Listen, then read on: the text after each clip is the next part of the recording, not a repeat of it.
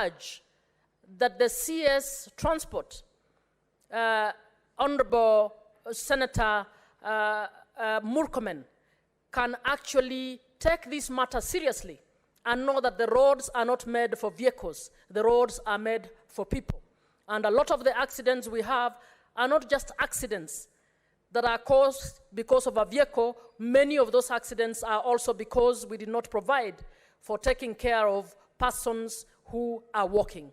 So as we speak about the vehicles and the roads, I suggest that we start monitoring the true standards around building the roads to ensure that we accommodate all possible users of roads, by the way, in some areas, including animals, so that we are able to take care of that standard. I support. Senator Mundigi.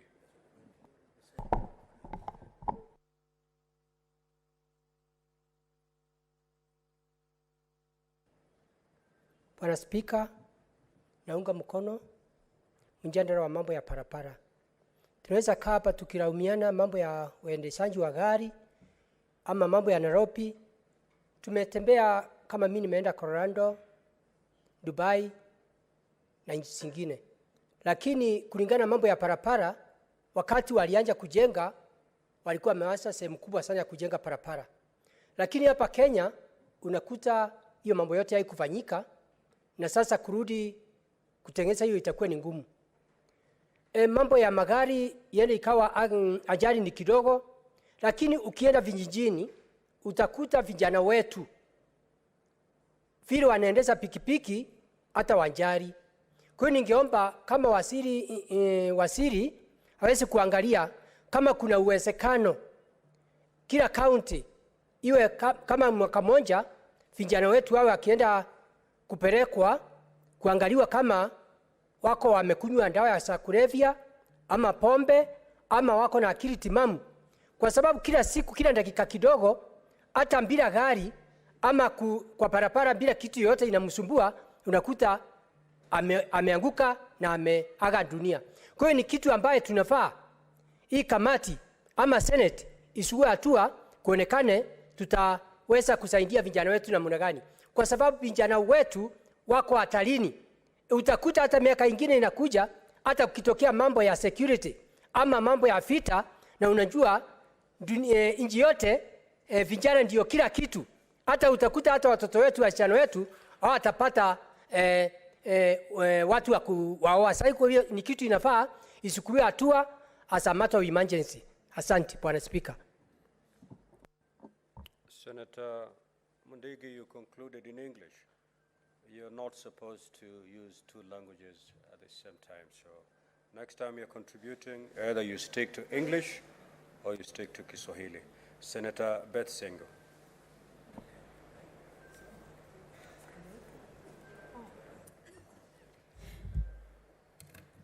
Thank you, Mr. Speaker, sir. I stand to support this petition and say that we are really affected as a country by the loss of lives. Yesterday, I was very unhappy when I saw young people who were traveling along Naivasha route when they were involved in an accident and some students lost their lives. It is not good for our country not to mind about loss of young lives. So I stand, Mr. Speaker, sir, to support this petition and urge our friend, the CS for Transport, to ensure that road users are safe, not only when designing the roads, but also adhering and following the road safety rules. Mr. Speaker, sir, in our country, we have a new kind of emerging issue of the border, the motorbike riders, who are also contributing so much to some of the road accidents. I would urge that when the roads are being designed, there would be a route where the border riders can follow, then the pedestrian, and then the vehicles, so that we ensure there is safety for everybody in this country. Mr. Speaker, sir, I don't know about the licensing process that really needs to be considering and evaluating and vetting drivers after a while. Maybe after 6 months, there would be a fresh vetting to ensure that drivers who are on the roads are also compliant to road rules and regulations that will ensure safety of our people. I support the petition. Thank you. Senator Miraj.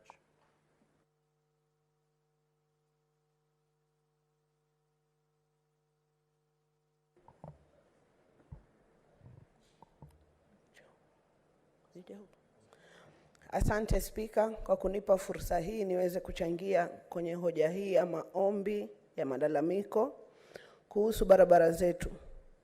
Kwanza nahisi nimetoneshwa kidonda kwa sababu tulipoteza uhai wa vijana 19 pale Pwani University. Na imekuwa ni desturi kwamba barabarani kutatokea ajali na hakuna kitu kinachukuliwa, hakuna hatua inachukuliwa kwa sababu ya zile hongo ambazo tunazishuhudia katika barabara zetu. Nasimama hapa kumuomba waziri wa barabara, kando na kuwa huyu mlalamishi ameomba kuwekwe hiyo barabara ya juu ili watu waweze kupanda na juu, kuna umuhimu wa kwamba kuwekwe ishara za barabarani, ama nikizungumza kwa kimombo road safety signs, zinahitajika sana. Tutanyorosha vidole kwa madereva. Ndiyo, kwa kiasi kikubwa madereva wetu ndio wanachangia pakubwa katika hizi ajali tunazozishuhudia kwenye barabara zetu. Lakini sisi pia tunapaswa kama serikali kuweza kuweka hizi road signs ili tuweze kuwaongoza wale madereva wetu. Hawa wanaozungumziwa kwa sana, madereva wa bodaboda, kando na kuwa wanahatarisha maisha ya Wakenya, Bwana Spika, wanahatarisha hata maisha yao. Na nimezungumzia kuhusu hongo zinazochukuliwa barabarani kwa sababu Spika, utakubaliana na mimi ya kwamba kuna vijana wengi ambao baada ya kukosa ajira wanapeana squad katika zile stage za mitaani. Mtu ambaye hajawahi kwenda shule ya kusomea ujuzi wa kuipeleka ile bodaboda anapewa bodaboda na anabeba abiria na anahatarisha maisha ya yule anayembeba na yake yeye mwenyewe. Kwa hivyo ningeomba kukuwe na crackdown ambayo itawezesha kuonesha wale waendeshaji wa bodaboda kwamba wana leseni ya kuweza kuwapeleka Wakenya katika taifa hili. Na pia kuwekwa hizo road signs ili ziweze kuwaongoza madereva wetu. Asante Bwana Spika. Senator Sigei.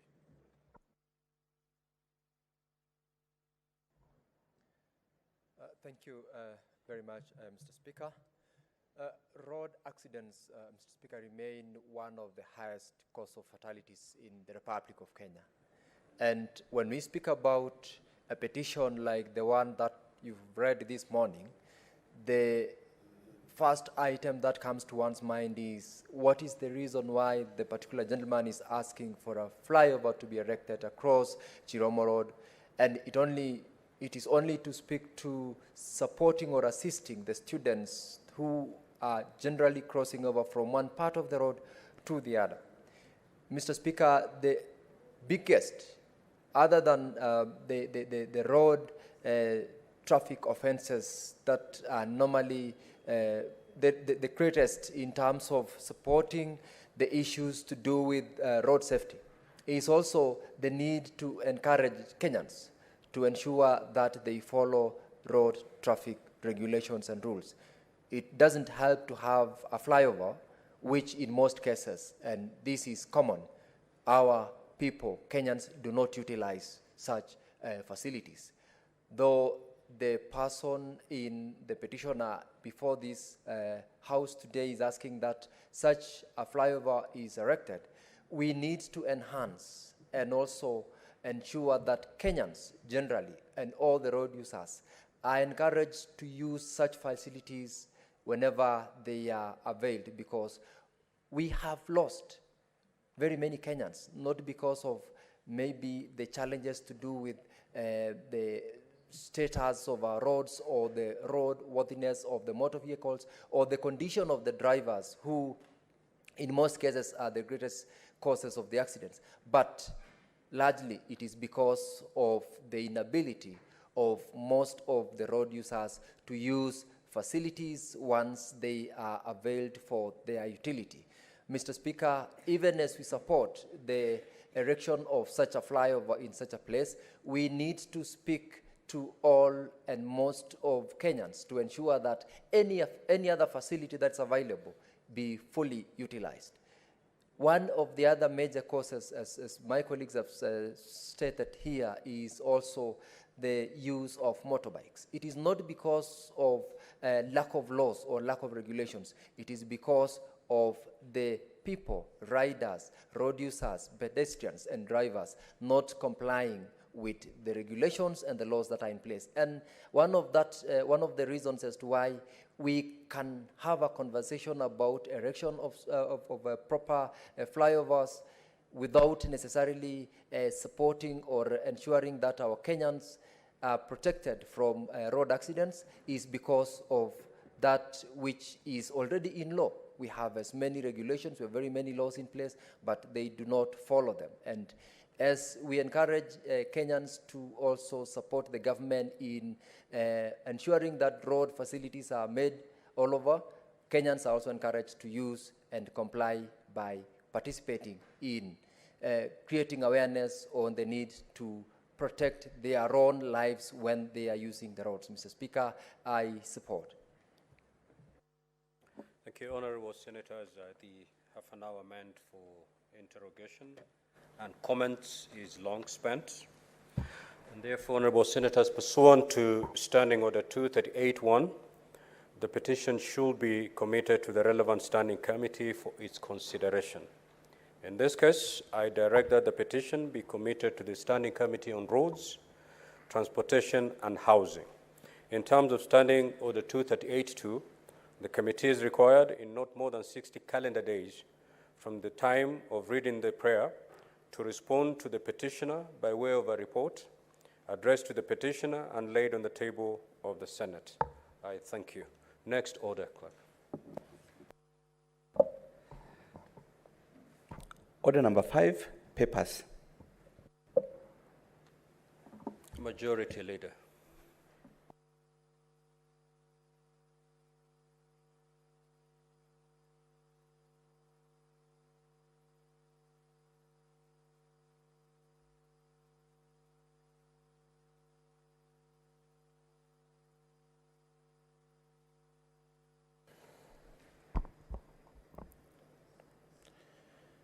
Mr. Speaker, sir, I beg to lay the following papers on the table of the Senate today, 19th April 2023. The reports of the Auditor General on the financial statements of the Narok County Alcoholic Drinks Regulation and Control Fund for the year ended 30th June 2020. The Narok County Alcoholic Drinks Regulations and Control Fund for the year ended 30th June 2021. County Revenue Fund for the County Government of Narok for the year ended 30th June 2022. Narok County Bursary Management Fund for the year ended 30th June 2022. Narok County Alcoholic Drinks Regulations and Control Fund for the year ended 30th June 2022. Bomet County Education Revolving Fund for the year ended 30th June 2022. Bomet County Bursary Fund for the year ended 30th June 2022. Kiambere Mwingi Water and Sanitation Company Limited for the year ended 30th June 2022. Receiver of revenue statements for the County Government of Bomet for the year ended 30th June 2022. Kajiado County Executive Staff Car Loan and Mortgage Scheme Fund for the year ended 30th June 2022. Kitui County Empowerment Fund for the year ended 30th June 2022. Baringo County Executive Car Loan and Car Loan Scheme Fund for the year ended 30th June 2022. Baringo County Bursary and Scholarship Fund for the year ended 30th June 2022. Baringo County Youth and Women Fund for the year ended 30th June 2022. Baringo County Community Conservation Fund for the year ended 30th June 2022. County Revenue Fund for the County Government of Baringo for the year ended 30th June 2022. Baringo County Older Persons and Persons with Disability Fund for the year ended 30th June 2022. Receiver of Revenue for the County Government of Baringo for the year ended 30th June 2022. Baringo County Assembly Catering and Health Services Scheme Fund for the year ended 30th June 2022. Water and Sewerage Company Limited for the year ended 30th June 2022. County Government of Nakuru Mortgage Staff Scheme Fund for the year ended 30th June 2022. Nakuru County Bursary Fund for the year ended 30th June 2022. Receiver Revenue for the County Government of Nakuru for the year ended 30th June 2022. Nakuru County Emergency Fund for the year ended 30th June 2022. Nakuru County Persons with Disability Fund for the year ended 30th June 2022. County Revenue Fund for the County Government of Nakuru for the year ended 30th June 2022. Machakos County Assembly Housing and Carlon Scheme for the year ended 30th June 2022. Machakos County Bursary Fund for the year ended 30th June 2022. Kisii County Alcoholic Drinks Control Fund for the year ended 30th June 2022. The report of the Auditor General on the receiver of revenue statements for the County Government of Narok for the year ended 30th June 2022. I beg to lay. Thank you. Next order. Order number 6, notices of motion. Senator Catherine Muma.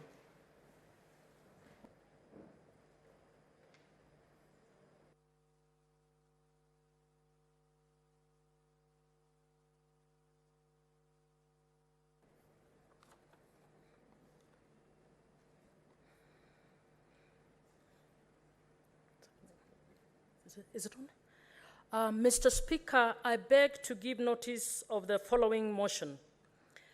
Aware that the Constitution has entrenched a strong Bill of Rights in Chapter 4, which recognizes human rights including socioeconomic rights and the principle of equality and non-discrimination, further aware that Kenya lacks a policy for guiding the management of these social risks in the design and implementation of infrastructure and other development projects, concerned that inadequate attention to social risks in the planning and implementation of infrastructure and other development projects at both the national and the county levels makes them unacceptable and ends up costing the taxpayer colossal sums of money in suits filed before the courts and tribunals by local communities and affected interested groups seeking protection from such social risks. Now, therefore, the Senate resolves that the national and county governments develop a social risk management policy that outlines the standards, guidelines, and procedures for guiding infrastructure and other development projects, both at the national and the county governments, and the national executive establishes an independent multi-sectoral agency under the authority of the Cabinet Secretary in charge of social security and protection to design a mechanism that can factor inclusion of social impact assessments, standards, and monitor their implementation in infrastructure and other development projects in Kenya. Thank you. Next order. Order number 7, questions and statements. These are statements pursuant to Standing Order 56-1B. Basically, statement by chairpersons of standing committees. So the first chairperson of is the chairperson for Standing Committee on National Cohesion, Equal Opportunity and Regional Integration.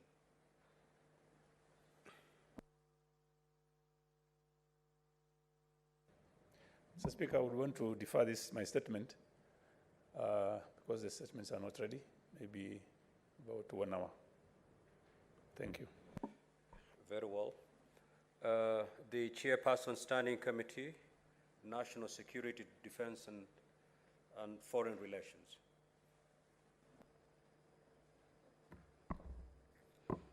Thank you, Mr. Speaker. Mr. Speaker, I rise pursuant to Standing Order 56(1)B to make a statement on the activities of the Standing Committee on National Security, Defense and Foreign Relations for the period commencing 14th October 2022 and 30th March 2023. Mr. Speaker, during the period under review, the committee held a total of 26 sittings and considered 3 legislative proposals, 34 statements, held 1 approval hearings, and tabled 2 reports. The committee also undertook 1 county visit, and held 2 retreats. Mr. Speaker, in respect of the legislative proposals, the committee reviewed the following bills considered during the 12th Parliament and recommended the same for publication. 1 is the Disaster Risk Management Bill and the National Anthem Copyright Laws Amendment Bill.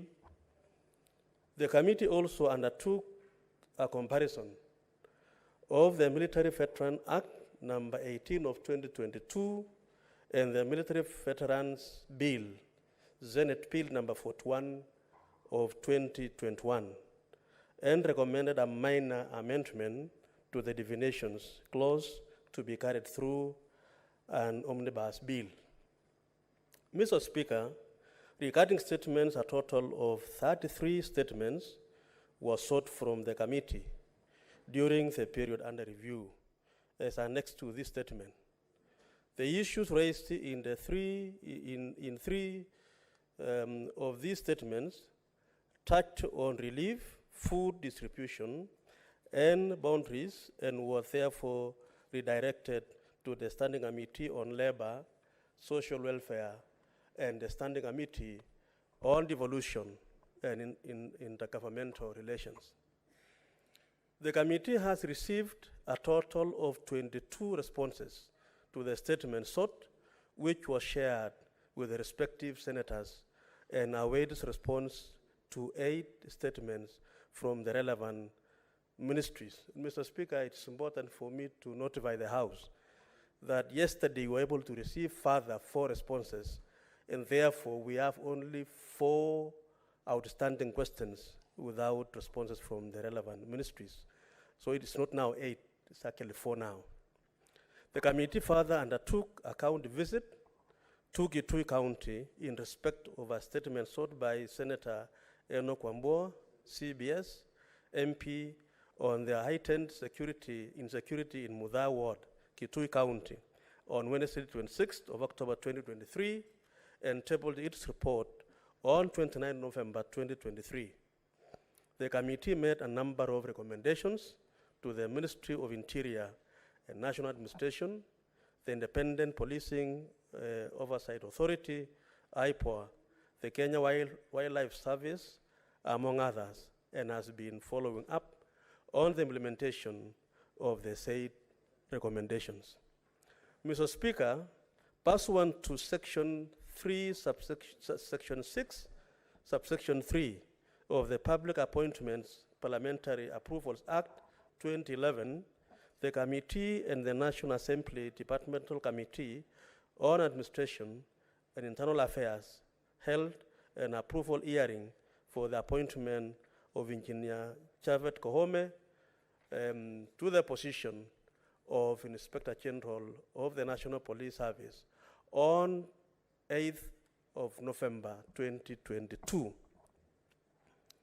The committee's approval approved the nomination of Engineer Kohome to the position of the Inspector General of the National Police Service and tabled their report on 9th of November 2022. Mr. Speaker, the committee held its induction and workshop planning retreat between 9th and 12th of March 2023 in Naivasha, Nakuru County. The committee held fruitful deliberations with invited stakeholders, including the Cabinet Secretary, Minister of Interior and National Administration, the Chairperson, Independent Policing and Oversight Authority, the Inspector General of Police, that is National Police Service Commission, the Director of Criminal Investigations, and the Chairperson, National Police Commission. The committee also held a retreat with the Cabinet Secretary, Minister of Foreign and Diaspora Affairs, and the CEO of National Drought Management Authority, NDMA, between 30th of March and 1st April 2023 in Naivasha, Nakuru County. Mr. Speaker, a number of legislative gaps emerged during the deliberations held at the retreats, which the committee is currently considering with a view to sponsoring amendments to existing laws. Mr. Speaker, going forward, the committee intends to conclude its considerations of legislative gaps with a view to sponsor bills to remedy the same and undertake a county visits to various counties, including Baringo, Elgeyo Marakwet, West Pokot counties, Isiolo, to assess the ongoing security situation. I thank you, Mr. Speaker. The Chairperson Standing Committee on Trade, Industrialization and Tourism.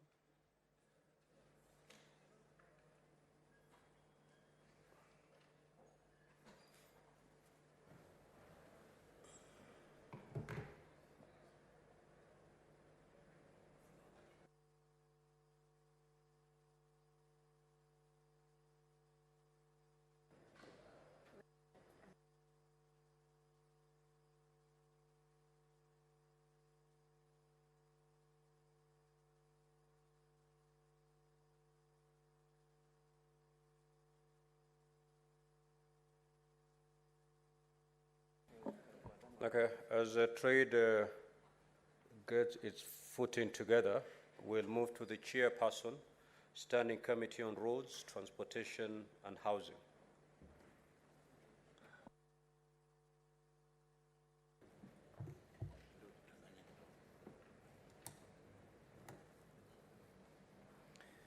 Thank you very much, Mr. Speaker.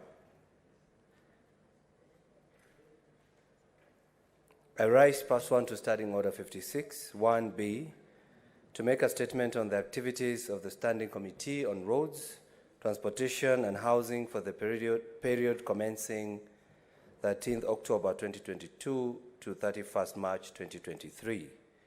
Mr. Speaker, the Senate Standing Committee on Roads, Transportation and Housing is established under Standing Order 228-3 of the Senate Standing Orders, and is mandated to consider all matters relating to transport, roads, public works, housing, construction, and maintenance of roads, rails, and buildings, seaports, and communication. Committee meetings. Mr. Speaker, sir, during the period under review, the committee held 26 sittings and 1 joint sitting with the Standing Committee on Land, Environment, and Natural Resources. Business before the committee. During the period under review, the Speaker has committed the following businesses to the committee. 3 petitions. Mr. Speaker, we now have 4 adding to what you've just committed to this committee. 14 statements and 1 message. Petitions. Mr. Speaker, sir, the following are the petitions that have been referred to the committee and are at various stages of consideration. Petition concerning public transport in Lake Victoria between Fangano Island in Suba Central Sub-County and Mbita, Homa Bay County. the residents of Mfangano Island in Lake Victoria, Homa Bay County, petitioned the Senate to have a public ferry to ply the Mbita-Mfangano route in Lake Victoria. The committee met with the petitioners on Tuesday, 8th November 2022, and engaged them on the content and prayers in the petition. The committee also invited the Ministry of Roads and Transport, who expressed commitments to answer the prayers in the petition. In concluding this matter, the committee scheduled to visit Homa Bay County from 17th and 18th March 2023. However, the visit was postponed at the request of the Senator for Homa Bay. The committee remains committed to conclude this matter. Petition 2. Petition concerning eviction and demolition of Buxton Estate, Mvita constituency in Mombasa County. The former residents of Buxton Estate petitioned the Senate following the eviction and demolition of their houses.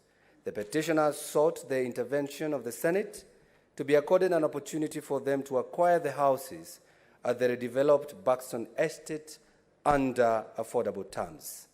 The committee met with petitioners, the county government of Mombasa, and the developer of Buxton Estate on various dates. Due to the unsatisfactory nature of the responses received by the county government of Mombasa, received from the county government of Mombasa and the developer of the estate, the committee issued them 21 days within which to submit a report on the options available for the petitioners to own houses in the Buxton Estate. The 21 days lapsed on 14th April 2023, that is 5 days ago, and the committee is yet to receive the response. Petition number 3, petition concerning the title deeds for properties bought at Jamii Bora Estate, Kisaju, Kajiado County. The petitioners petitioned the Senate regarding the purchase of houses and shops from Jamii Bora Charitable Trust and an off-plan housing scheme, but have never received the document since 2008. The committee is considering the petition and intends to invite the petitioners, Jamii Bora Charitable Trust, and other key stakeholders involved in the matter. Additionally, the committee has just received a petition this morning that the petitioner Nikki Muoko Mwancha petitioned the Senate this morning regarding the construction of a pedestrian bridge at Chiromo areas in Nairobi City County. Mr. Speaker, the committee will invite the petitioner and other stakeholders on that matter. Statements. Mr. Speaker, sir, pursuant to Standing Order 52.1 and 53.1, during the period under review, the following 14 statements were referred to the committee for consideration. Statement by Senator Edwin Sifuna, MP, on the strike by the Kenya Airways pilots. On this statement, the committee was asked to investigate the issue surrounding the Kenya Airways pilot strike.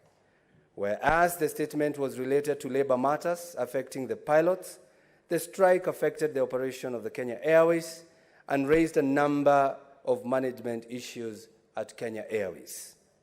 The committee engaged the Ministry of Roads and Transport and was informed that the government will pronounce itself on the strategic decision for revitalization of Kenya Airways, dubbed Project Kifaru, by September 2023. Statement by Senator Mohamed Faki, MP, on the illegal diversion of staff training funds from the accounts of the Kenya Maritime Authority, KMA.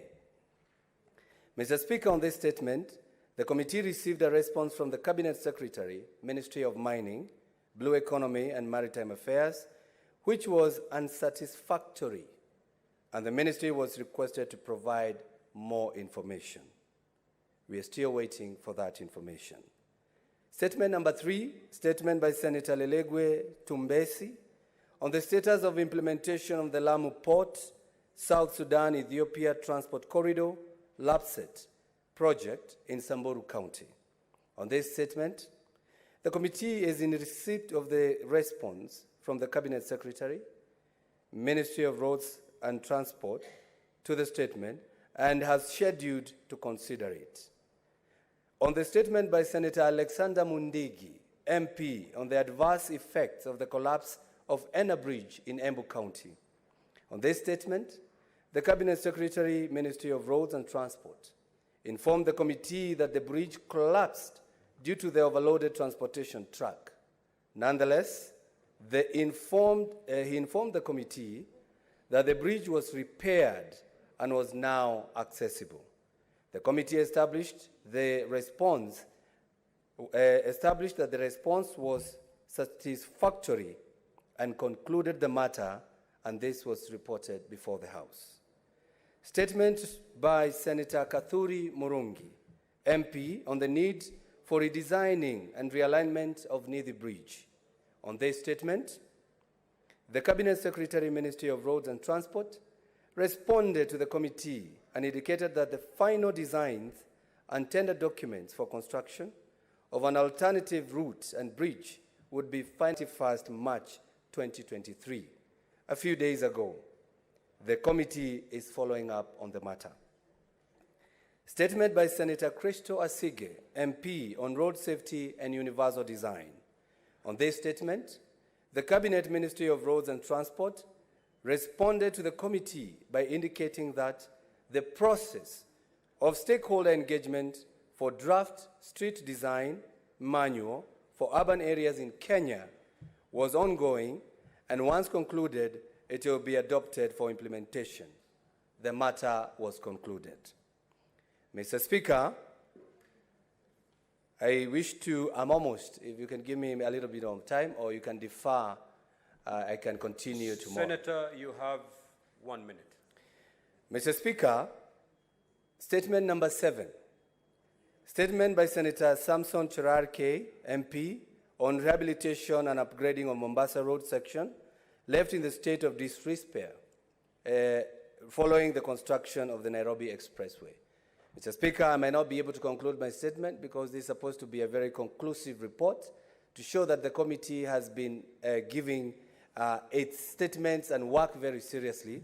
So I urge you, if this, we can continue next Wednesday from number 7 to number 14. Otherwise, I may not be able to complete Honourable within... Senator, proceed to lay your statement. The senators will go through it and they'll probe it at a given time. Just proceed to...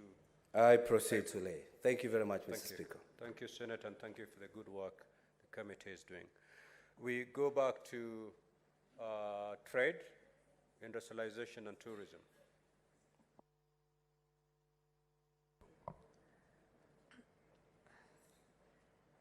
Thank you, Mr. Speaker. A statement relating to the activities of the Standing Committee on Trade, Industrialization and Tourism pursuant to Standing Order 56-1B for the period commencing 13th October 2022 to 31st March 2023. Mr. Speaker, sir, I rise pursuant to Standing Order 56-1B of the Senate Standing Orders to make a statement on the activities of the Standing Committee on Trade, Industrialization and Tourism for the period commencing 13th October 2022 to 31st March 2023. Mr. Speaker, sir, during the period under review, the committee held a total of 23 meetings. Mr. Speaker, sir, the committee held its induction and work planning retreat from 5th to 8th February 2023 and met with key stakeholders. The committee consolidated a matrix of legislative bills from the stakeholders which will be incorporated into its work plan. During the period, the committee undertook 2 foreign travel engagements as follows. 1, participation in the 22nd EAC Trade Fair held in Kampala, Uganda, from 8th to 18th December 2022, and 2, participation in the Industrial Park Study in Ethiopia from 12th to 20th February 2023. The committee considered and adopted the reports for tabling in the Senate. Mr. Speaker, sir, during the period under review, the committee considered the following bills: the County Licensing 2022 Uniform Procedure Bill, that's Senate Bill number 9 of 2022. Mr. Speaker, sir, this bill seeks to establish standard uniform procedures for licensing by county governments. The bill mandates its implementers to adhere to the need to protect consumers, provide access to information on conditions for issuance of licenses, cost effectiveness in the licensing process, and prevention of multiple licensing processes. The committee processed the bill and tabled its report in this House on 12th April 2023. Then the other bill is the Startup Bill 2022, that's Senate Bills number 14 of 2022. Mr. Speaker, sir, the bill seeks to provide a framework to encourage innovation and incentivize the establishment of startups through incubation programs and a streamlined administrative mechanism of registration and operations. The objects of the bill include, among others, to promote an enabling environment for the establishment, development, conduct of business, and regulation of startups. The committee processed the bill and adopted its report for tabling in the Senate. Mr. Speaker, sir, during the period under review, the committee also considered the following statements. First, the status on the revocation notice of Granville Farmers Cooperative Society Limited by Gazette Notice 8427 in Machakos County, requested by Senator Agnes Kavindu Mudhama MP, and the committee requested a response from the Cabinet Secretary, Ministry of Cooperatives, Micro, Small and Medium Enterprises Development. The committee also engaged the affected farmers, the ministry, the Commissioner of Cooperatives, and the liquidator. That's on Thursday, 6th April 2023, and the committee considered the statement as concluded. However, the committee will follow up on the supplementary and emerging issues within its mandate. The other statement was high cess levied on Muguka cargo transporters in Beere, Embu County, requested by Senator Alexander Mudigi MP, and the committee facilitated a response from the Cabinet Secretary, Ministry of Trade, Investment and Industry. The committee also engaged with the affected farmers from Beere, Embu Mira Traders Cooperative Union, and the committee is set out to undertake an inspection visit in Beere, Embu County, to interrogate the issues raised in the statement.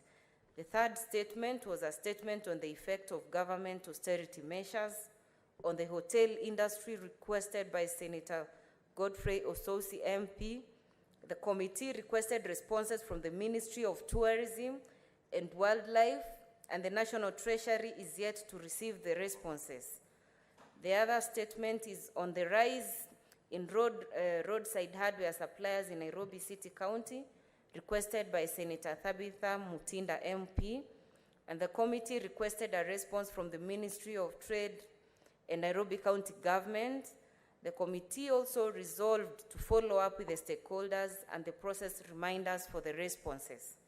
The other statement is a statement on the state of affairs at the KICC, requested by Senator Samson Cherarkei MP. And this, the committee requested a statement from the Cabinet Secretary, Ministry of Tourism, Wildlife, and the Kenyatta International Convention Center. The committee also had a meeting with Senator Samson Cherarkei MP to deliberate on the statement. The statement was concluded. However, the committee will follow up on the supplementary issues within its mandate. The other one is a statement concerning the state of foreign direct investments in Kenya, requested by Senator Samson Cherarkei MP, and the committee has requested a response from the Ministry of Trade, Investment, and it's awaiting a response. The other one is a statement sought by Senator James Murango MP on the measures taken to make Kenyan produce in external markets. The committee requested a response from the Ministry of Trade, Investment, Kenvest, and the Kenya Export Promotion Branding Agency, and the response from the ministry is being awaited. Mr. Speaker, sir, the committee is scheduled to consider the following business in the next quarter. One, undertake an inspection visit to engage with affected persons of the liquidation of Dramville Farmers Cooperative Society Limited in Machakos County.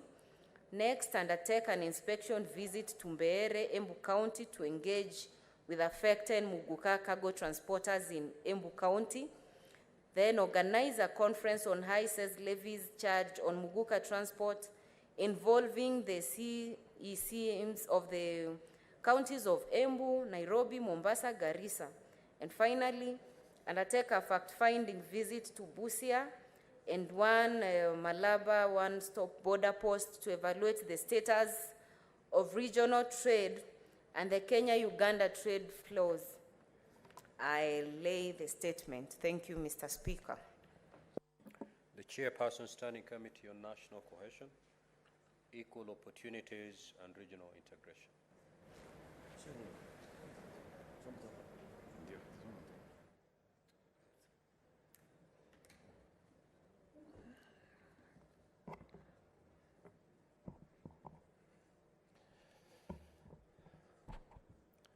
Mr. Speaker, sir, I rise pursuant to Standing Order 56(1)B of the Senate Standing Orders to make a statement relating to the activities of the Standing Committee on the National Cohesion, Equal Opportunity and Regional Integration for the period between 14th October 2022 to 30th March 2023. Mr. Speaker, sir, the Standing Committee on National Cohesion, Equal Opportunity and Regional Integration is established under Standing Order 2281 of the Senate Standing Orders and is mandated to consider all matters relating to the pursuit of national and intercommunity cohesion, the equalization of opportunities and improvement in the quality of life and the status of all persons, regional integrations, the East African Legislative Assembly, and Pan-African Parliament.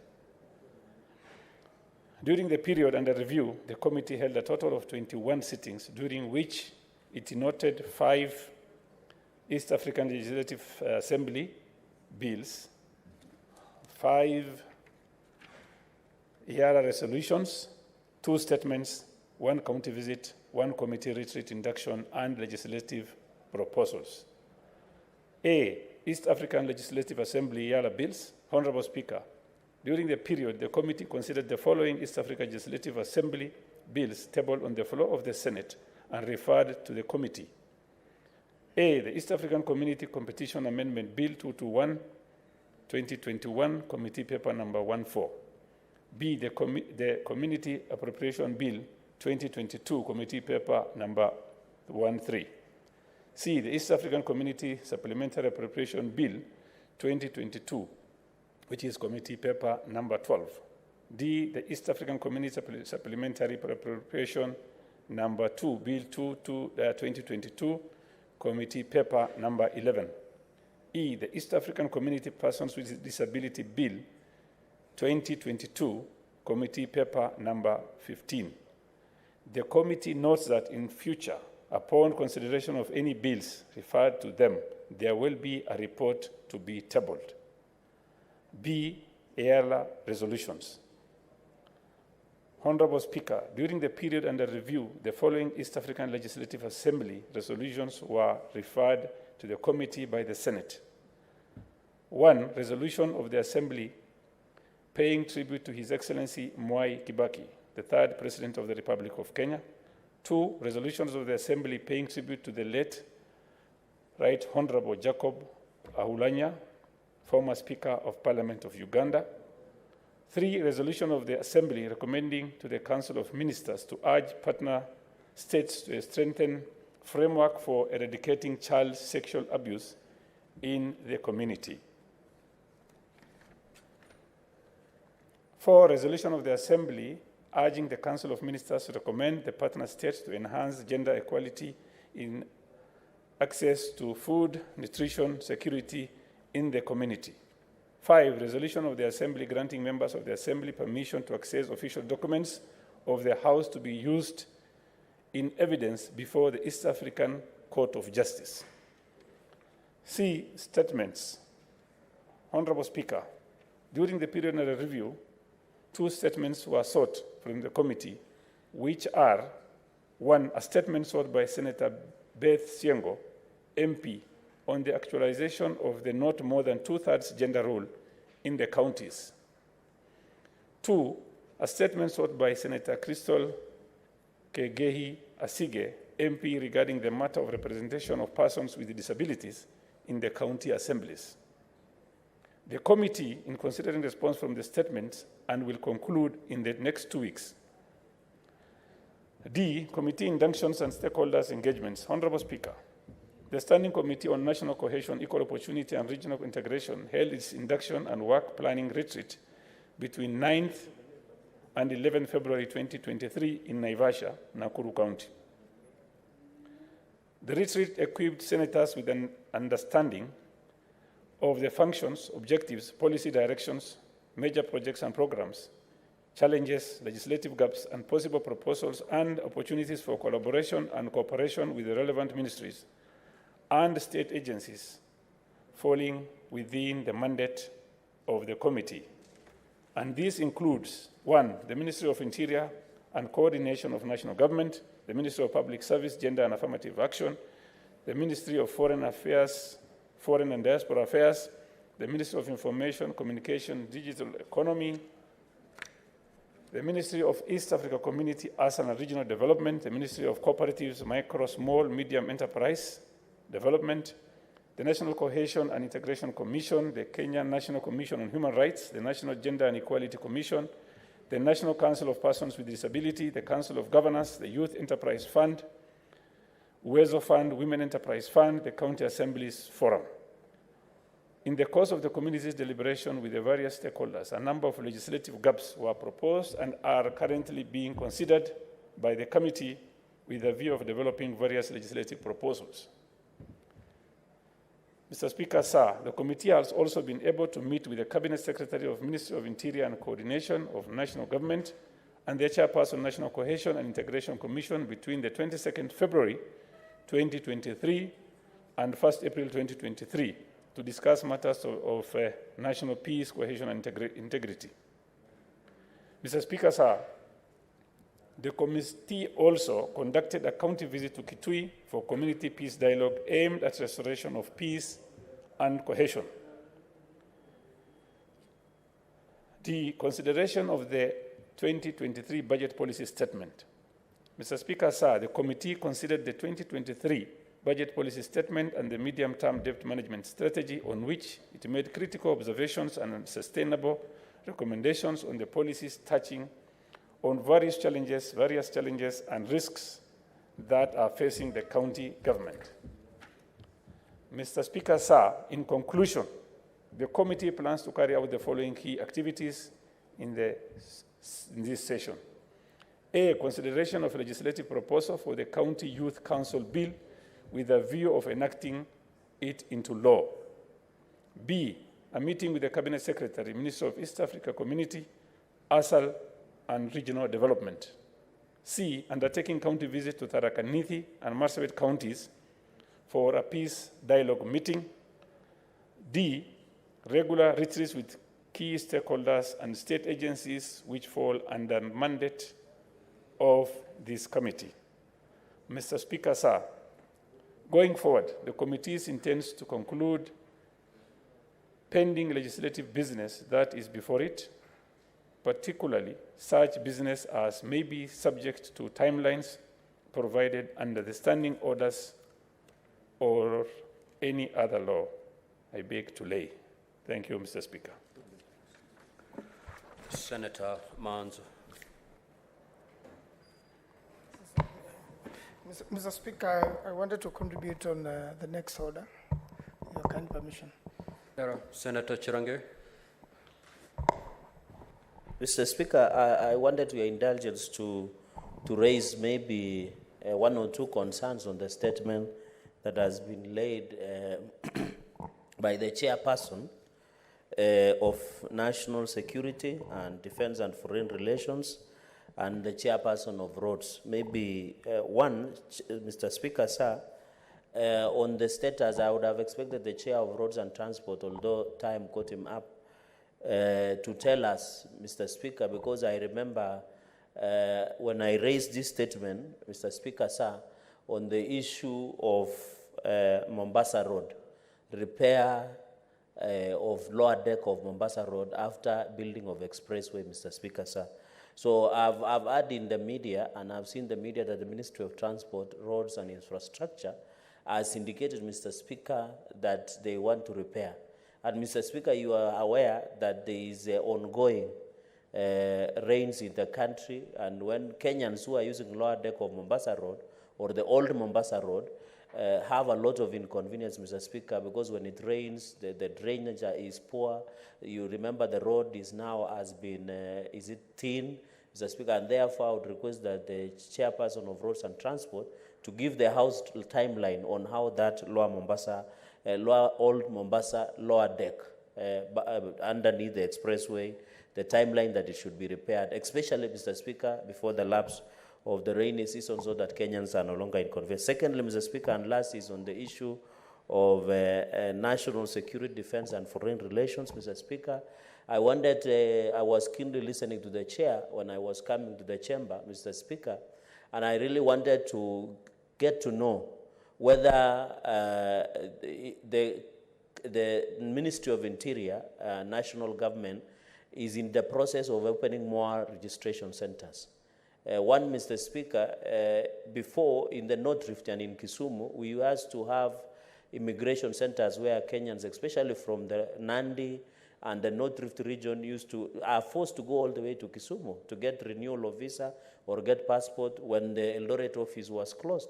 And Eldoret office is temporarily functioning. So I really wanted to know, Eldoret office will be open for the convenience of the people of Nandi, Uasin Gishu, and the North Rift.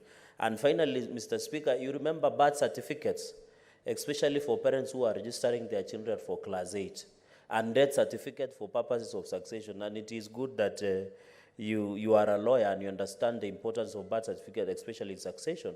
Where I come from, we only have 2 registration centers. That is in Kapsabet town, that is Mkwen sub-county, and Nandi sub-county. And it serves the entire 6 sub-counties in Nandi. Although one has been opened in Kabia Township in Masab sub-county.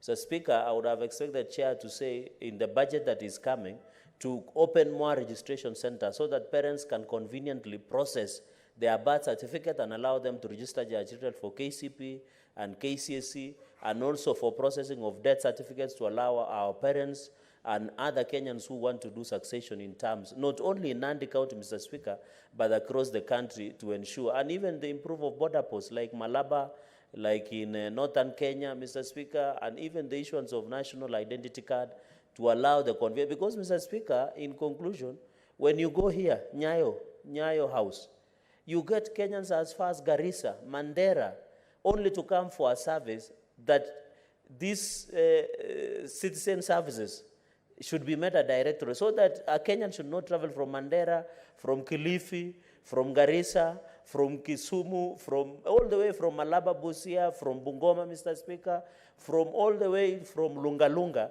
to come and just get a service, which they are paying for, Mr. Speaker.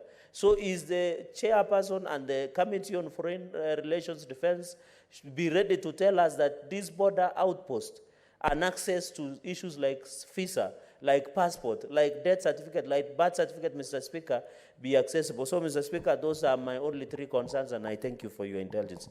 Thank you, Mr. Speaker. Thank you. The chairpersons, I believe they've taken note of those concerns. The Honorable Senator Fatuma Dulo. Thank you, Mr. Speaker. Mr. Speaker, I just wanted to make 2 contributions to the statements made by the chairs. Number 1, I do thank them for the good work they are doing. But my concern is, Mr. Speaker, is the implementation of the good work the committees are doing.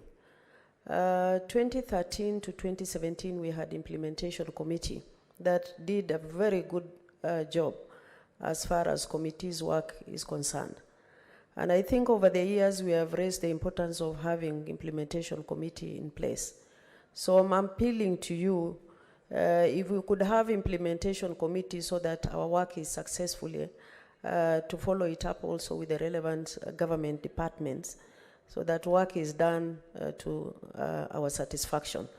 Number 2, Mr. Speaker, I wanted to alert the chair of security and the chair of trade, although I sit in security.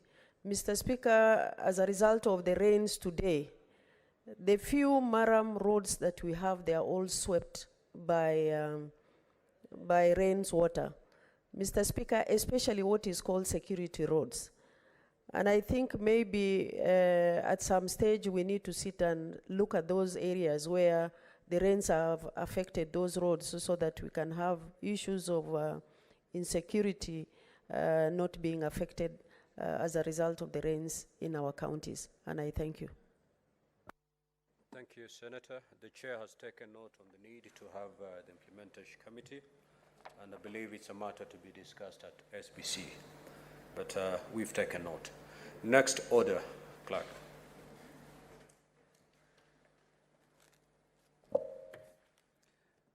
Order number 8, the Prevention of Livestock and Produce Theft Bill, Senate Bills number 12 of 2023, first reading.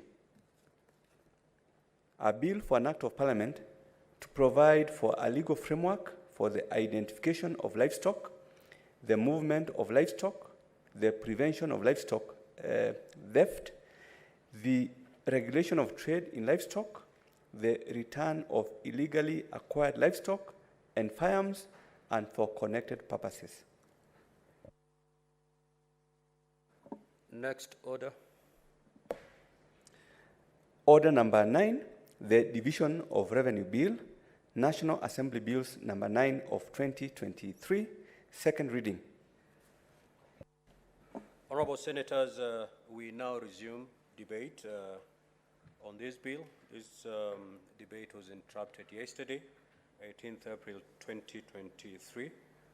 At the time of the interruption of debate, Senator Ledama was on his feet and had a balance of 6 minutes. I do not see Senator Ledama in the House, and therefore we shall proceed to allow senators to continue with the debate. Senator Lomenen.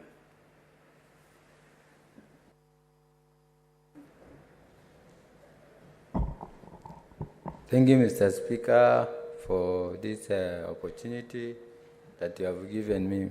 Mr. Speaker, I've been waiting for this opportunity because this is where I am here in this Senate to represent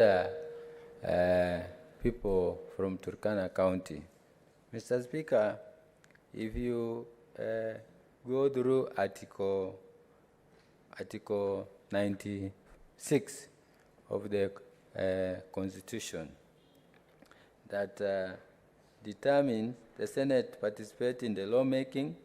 Above that and on top of that, the Senate determines the allocation of the national revenue among counties as provided in Article 217.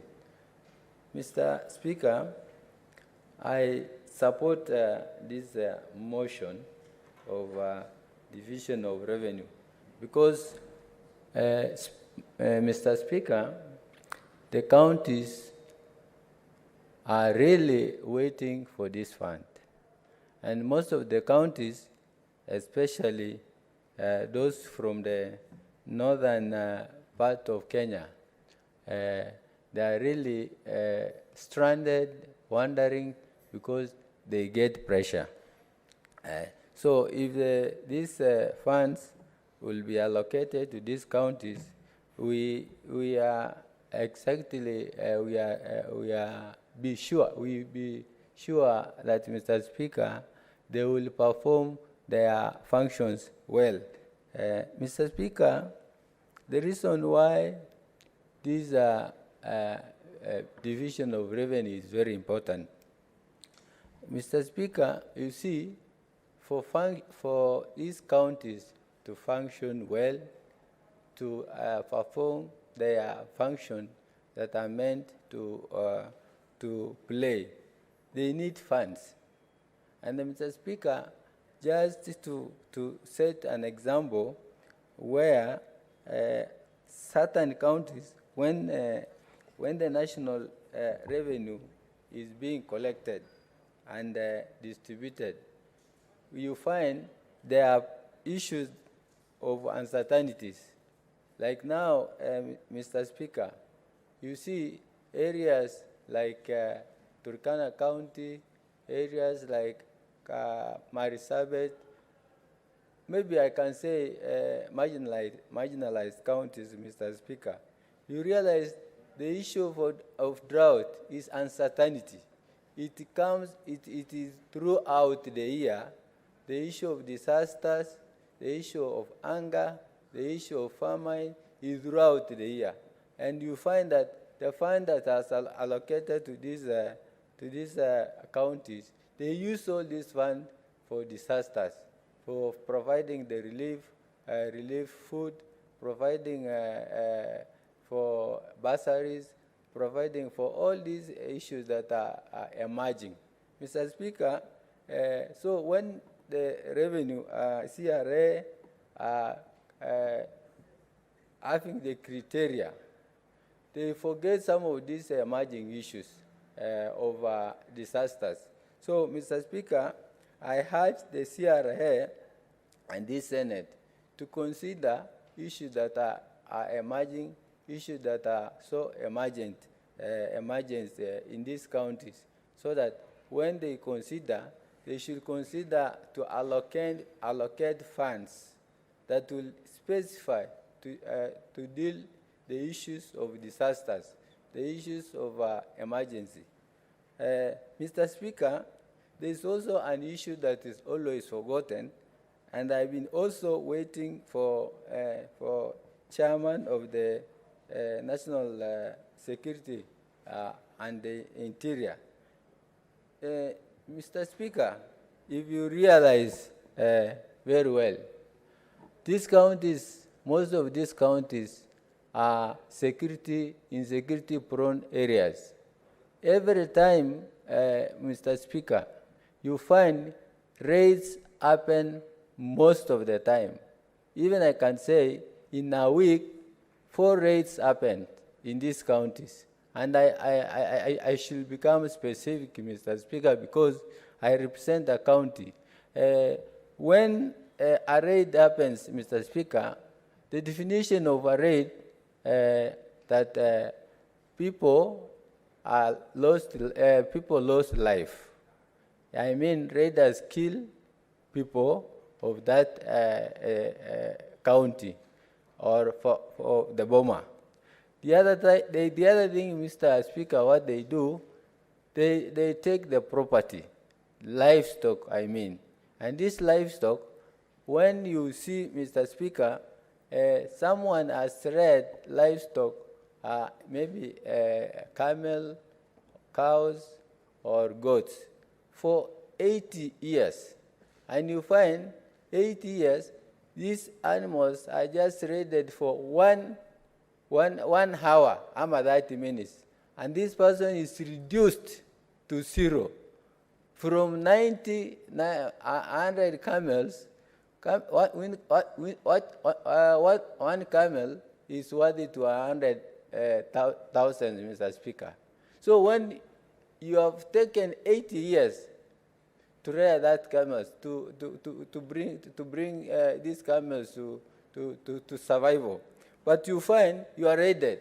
What happens now? This person is reduced to nothing, and when it is reduced to nothing, the poverty increases in these counties. And what happens? They only depend on the relief, and this relief, Mr. Speaker, the relief is not available.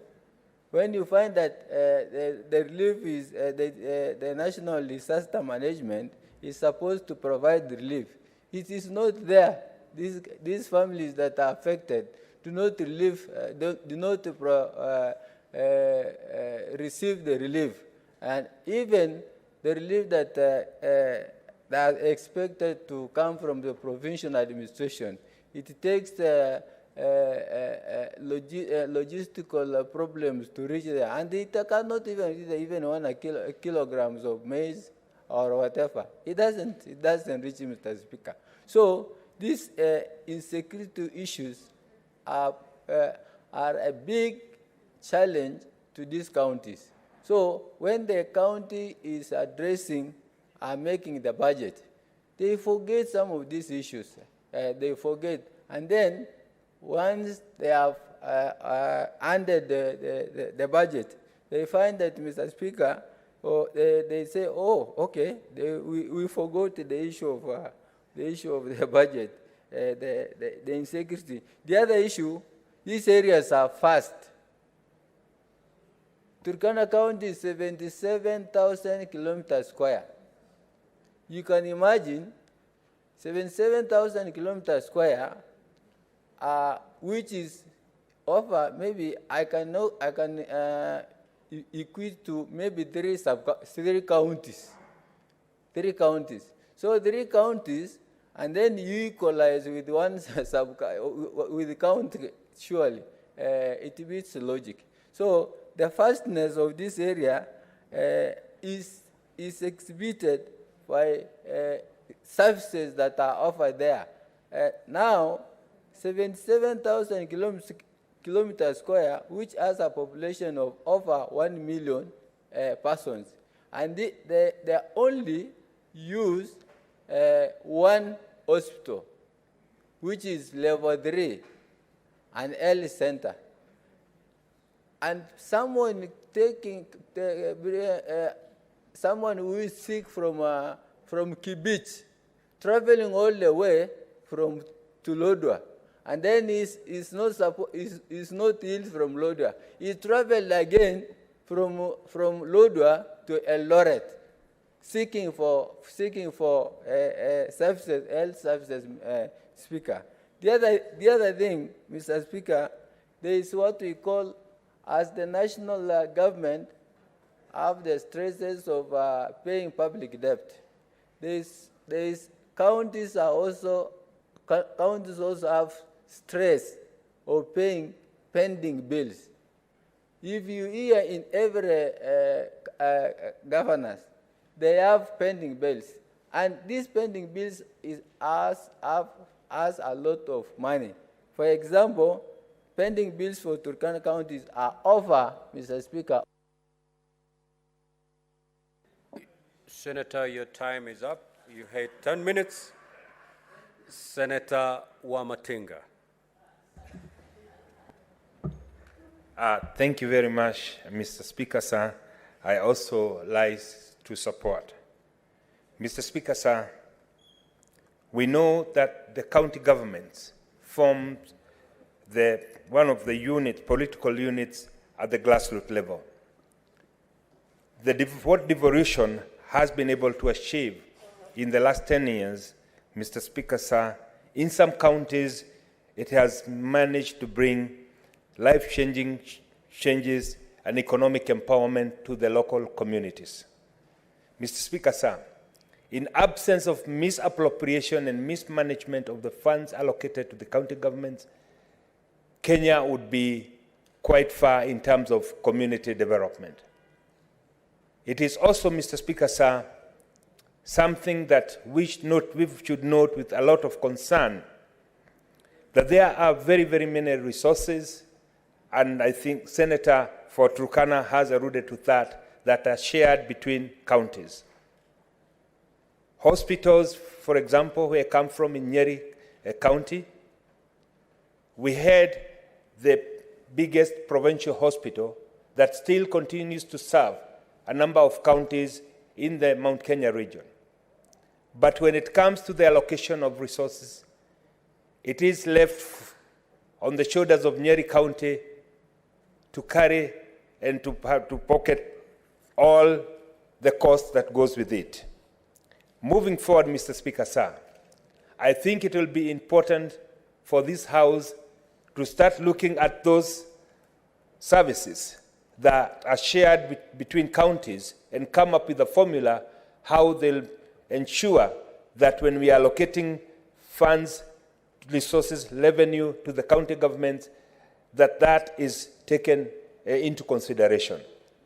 Because what it ends up doing, Mr. Speaker, is overstretching the resources of one county, while the others enjoy the services, but they do not pay for the same. It is also very, very important, Mr. Speaker, sir, for this House moving forward to start looking at possibilities how we can enact and bring into place legislative framework that will support the county governments to be able to raise their own source revenue. I do remember, Mr. Speaker, sir, when I was living and working in Europe, there was, specifically in Germany, there was in every employee's tax deduction what they used to call Gemeindesteuer.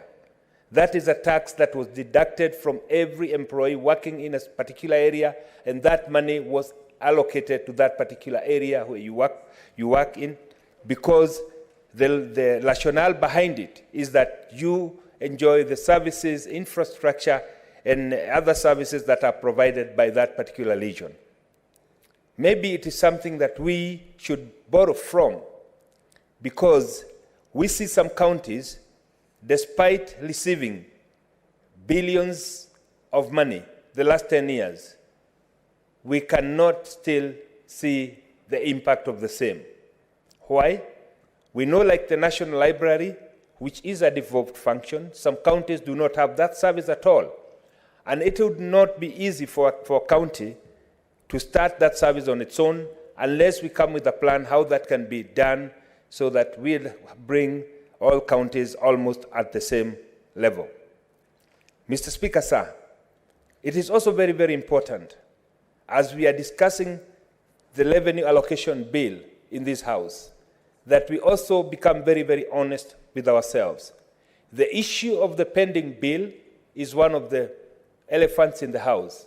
Some of them, especially in counties that have changed governors a couple of times, we find that the successful governments do not want to pay the bills left behind by their predecessors.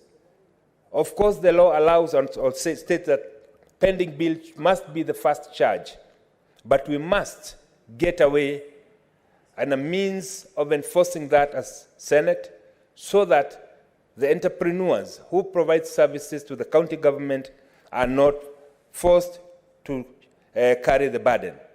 Equally, Mr. Speaker, sir, as we were having this debate, I noted with a lot of concern that, without wanting to point any side of the House, that some of our colleagues would stand up and say, we need to add this and that. Mr. Speaker, sir, I believe it is the effectiveness of how that money is spent. We know the previous regime did give money in the budget that was eventually not disbursed because failure to collect enough revenue, the savings were always met by refusing to disburse money to the county government. However, since we have a Kenya Kwanza government that is committed to ensuring that devolution works, it is the commitment of no less a person than His Excellency the President William Samoei Ruto that the devolved units must be given the power, the means, and most importantly, the framework to be able to achieve and realize their vision. We know that achievement in any part of the county in this country is development for this country. And therefore, it is important for us as a Senate to ensure that we pass this bill as presented, and most importantly, to make sure that the money that has been set aside is actually disbursed. We must create a mechanism to ensure that the pending bills that have been outstanding are paid. This, Mr. Speaker, sir, will save many small entrepreneurs, and this being a government of a bottom-up approach, it is important that we get our people down there being paid so that they can be able to continue with their business. As I wind up, Mr. Speaker, sir, it is equally very, very important as our colleagues on the other side talk about raising this revenue to also notice that there is the principle of polluter pays in environmental pollution. Same case, Mr. Speaker, sir. We must also embrace this opportunity to put into place laws. Whoever calls for demonstrations should be treated as such, and knowing that we have the freedom in our constitution to demonstrate, but equally to protect Kenyans' property, we must also ensure that those people who damage and destroy people's property are made to pay through the money that their parties get allocated to at the end of the year, so that there is no one Kenyan who's made to lose because someone else is wanting to push for his space in politics and in the pretense of being able to call demonstrations. As I wind up, Mr. Speaker, sir, it would also be very, very important to notice that the government has started moving in the right direction. The cost of unga is coming down, and we're continuing, it's going to come down. It is important to know that we as the Energy Committee are totally engaged to ensure that the cost of energy is coming down so that we can create enablers for us to have an economy that works. Mr. Speaker, sir, I support. Senator Manzo. Thank you, Mr. Speaker. Mr. Speaker, I arise to oppose the Division of Revenue Bill this year. Mr. Speaker, we are here for devolution, and the Division of Revenue Bill is the heartbeat of devolution, and devolution is in the Constitution. It is very unfair, Mr. Speaker, to have counties elect governors, they have their own governments, and they are totally unable to function. For the national government has not yet sent money on the ground, and even when we passed this Division of Revenue Bill, it is still, the money still don't find their way on ground. And unfortunately, for quite a number of counties, the expectation of the people has not been met, mainly for delays in funding, and such that even the absorption of the revenue which gets there as a problem because of the time factors. If the money is released too late in the day, by the time any meaningful project is done, you find that time has elapsed and it is abandoned. And therefore, we need to come up with a system such that no matter how little the money, which now for now should be 15% by the Constitution, then it must remain 15% and not less. And that's why a Commission of Revenue Authority, the authority put it at 407 billion. It means the government should have made every effort to make sure that they are 407 billion or thereabout, such that if there is a less, it's -1 or +1. And therefore, there's no justification at all, and it is required under Article 218 that there must be justification of the variation, so that we do not continue stifling devolution and the counties. It is very difficult for a governor to sit in the county. He's unable to pay doctors, he's unable to do any development, year goes, year in, out, and the governor finds himself even in a very difficult position politically, because you have to deliver the promises you made to the people and the expectation of the people. So the monies have been reduced without justification. And for that particular reason alone, then this bill fails. It must be reconsidered again.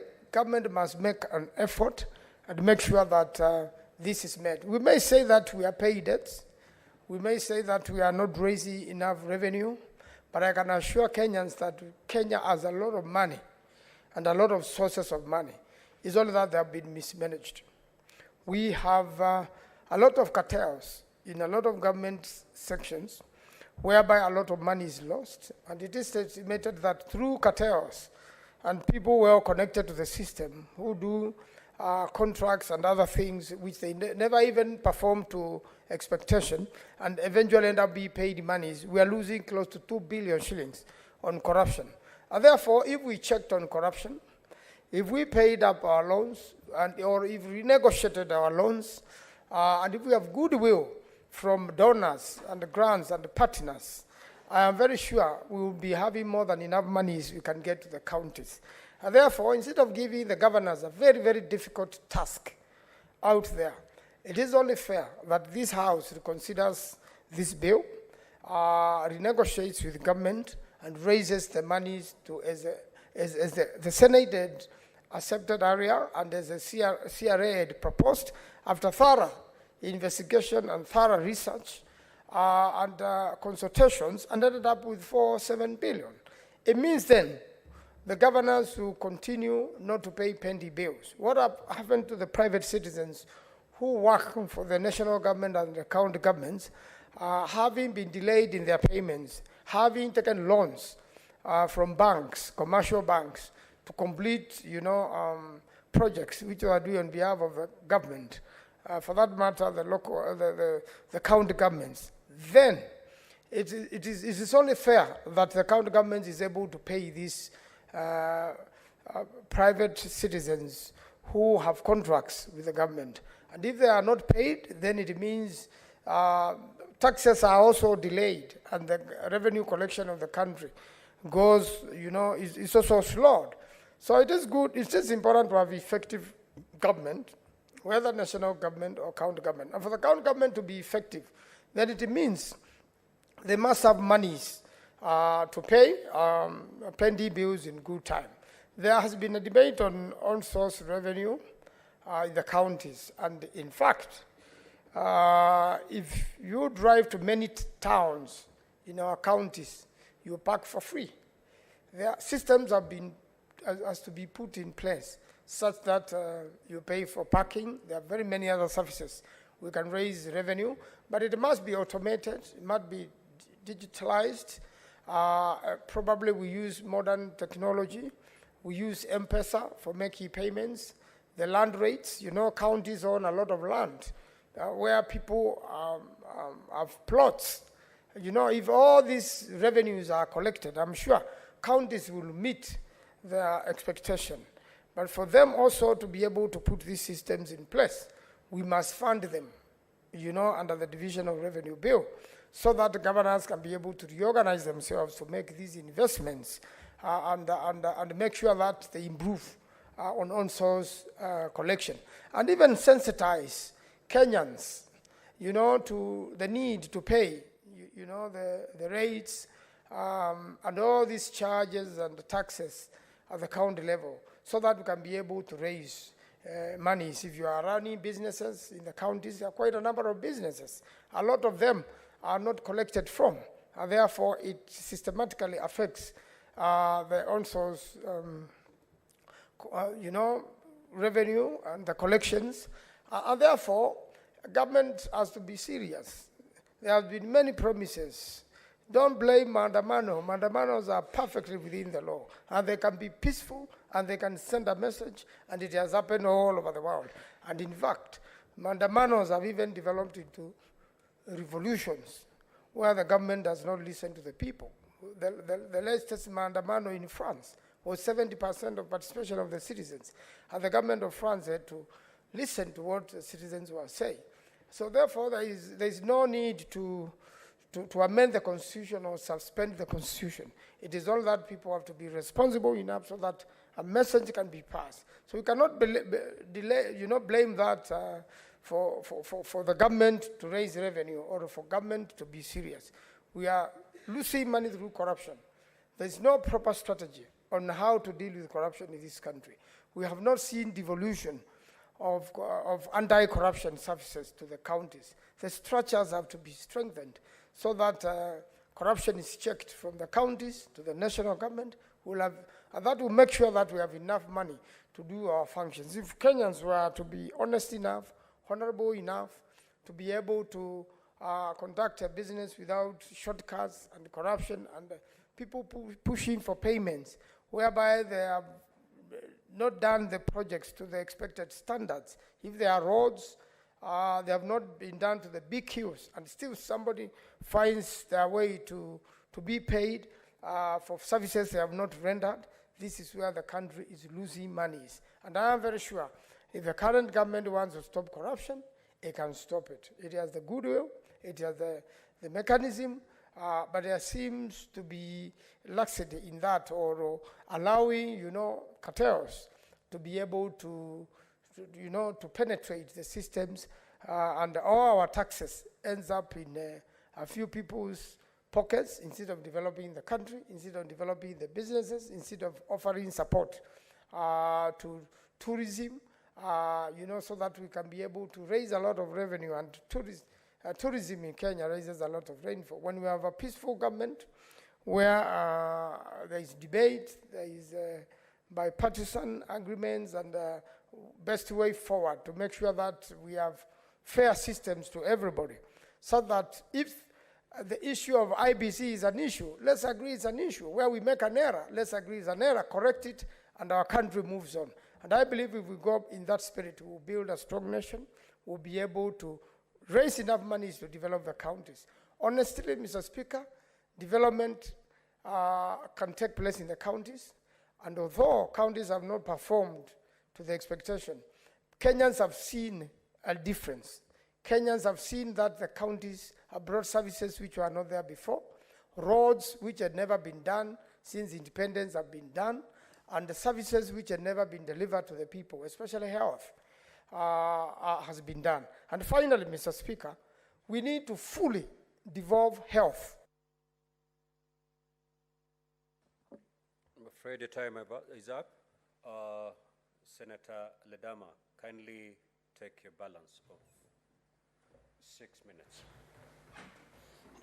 Thank you, Mr. Speaker. Just have a seat.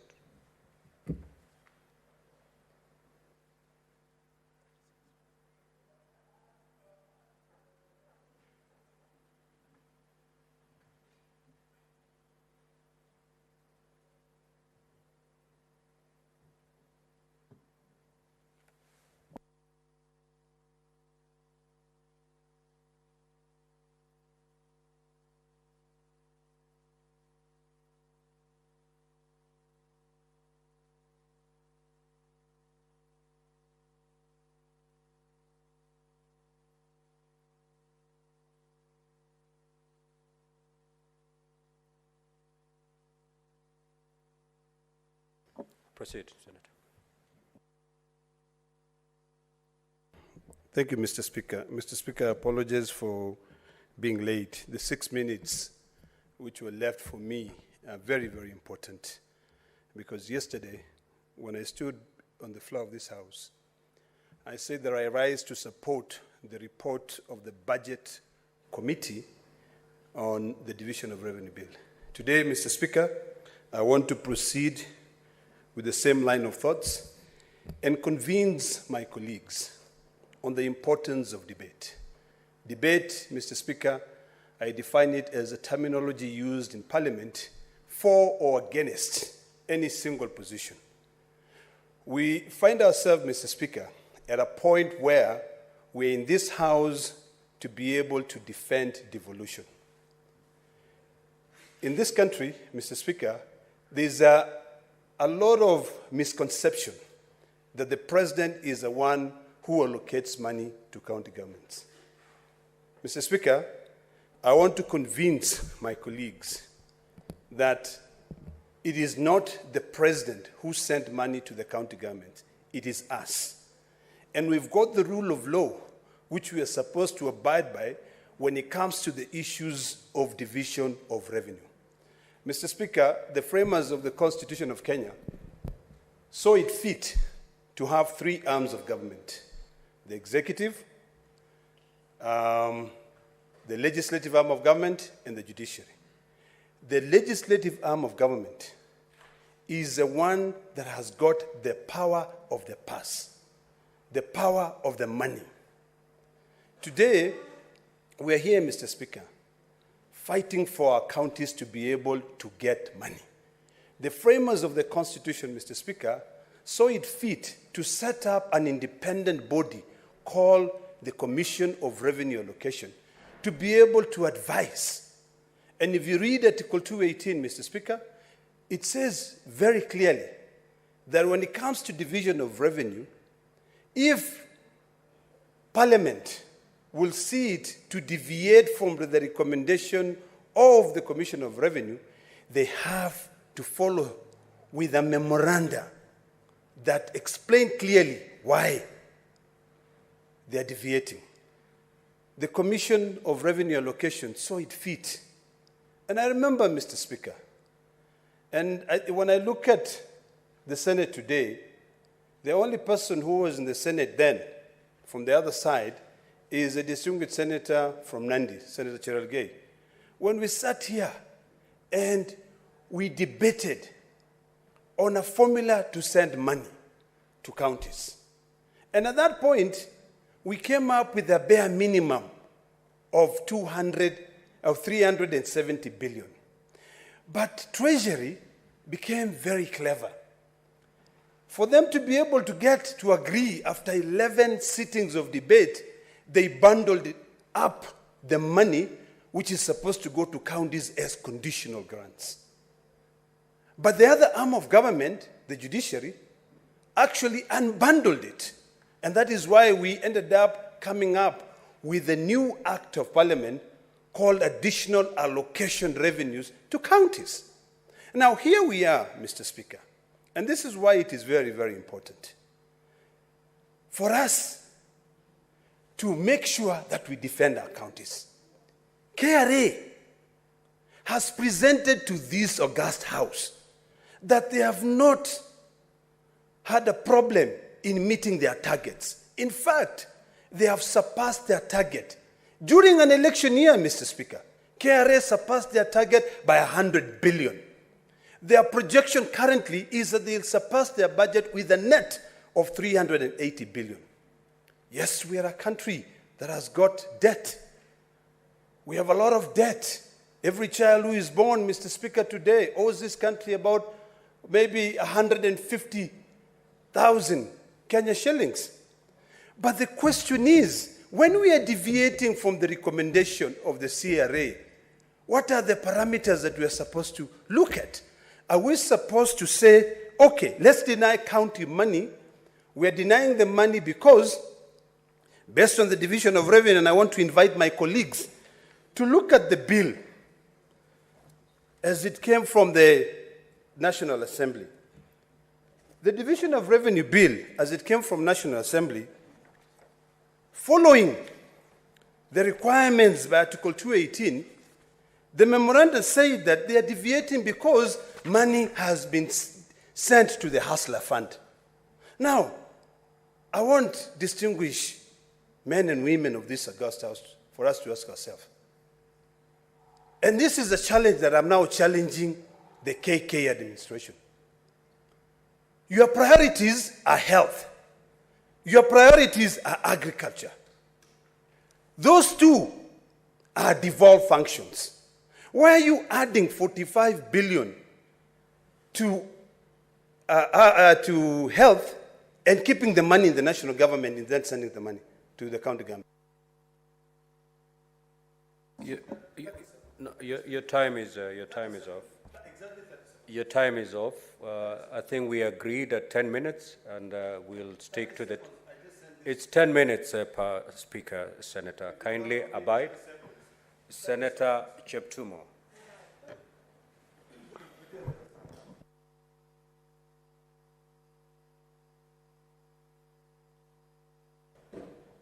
Thank you, Mr. Speaker.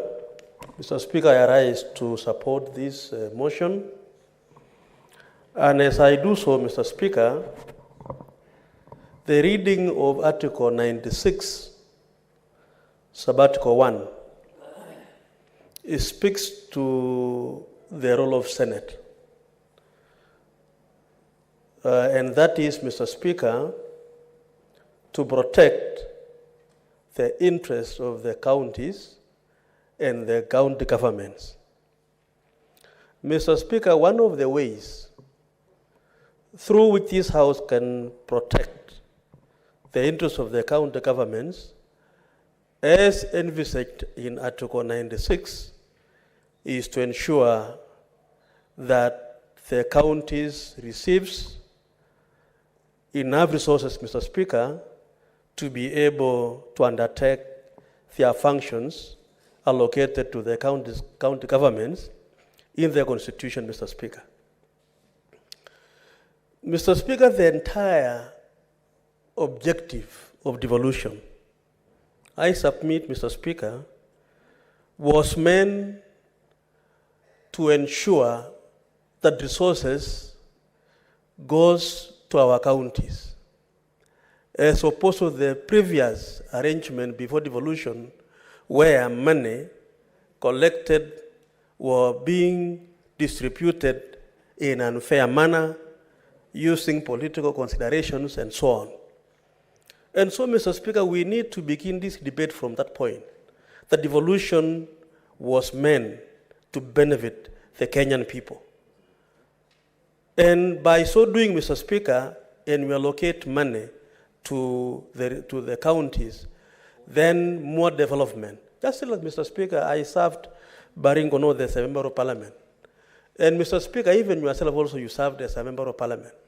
And if you see what CDF was able to do, Mr. Speaker, in terms of schools,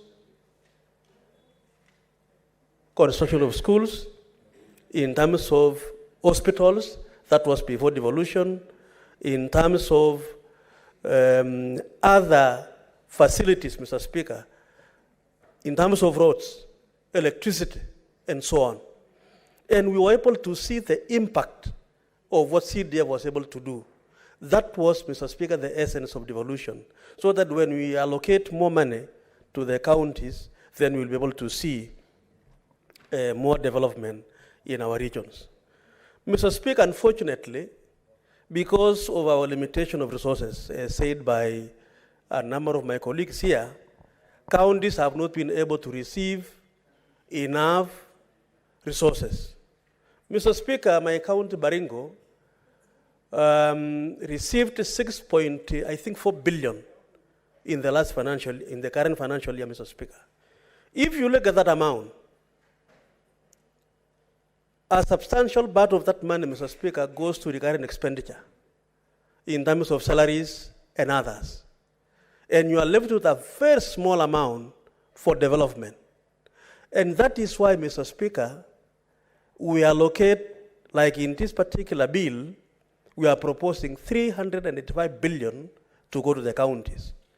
But if you go to the counties, Mr. Speaker, there is little development seen in those counties. In fact, you see more what CDF has done as opposed to what money from these county governments has done. And Mr. Speaker, I think there are two issues I want to raise in this particular debate.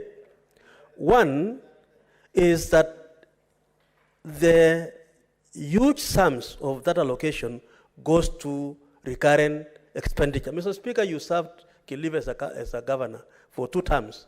And I know what I'm saying is true, that even when you wanted to do much in Kilifi, you didn't have enough money because much of the money given to you was going to recurrent expenditure. Mr. Speaker, the other issue is even the little money remaining now for development, there is no value for money. Again, because the roads are not done very well, the hospitals are not built to standards, even the ECD classes and so on.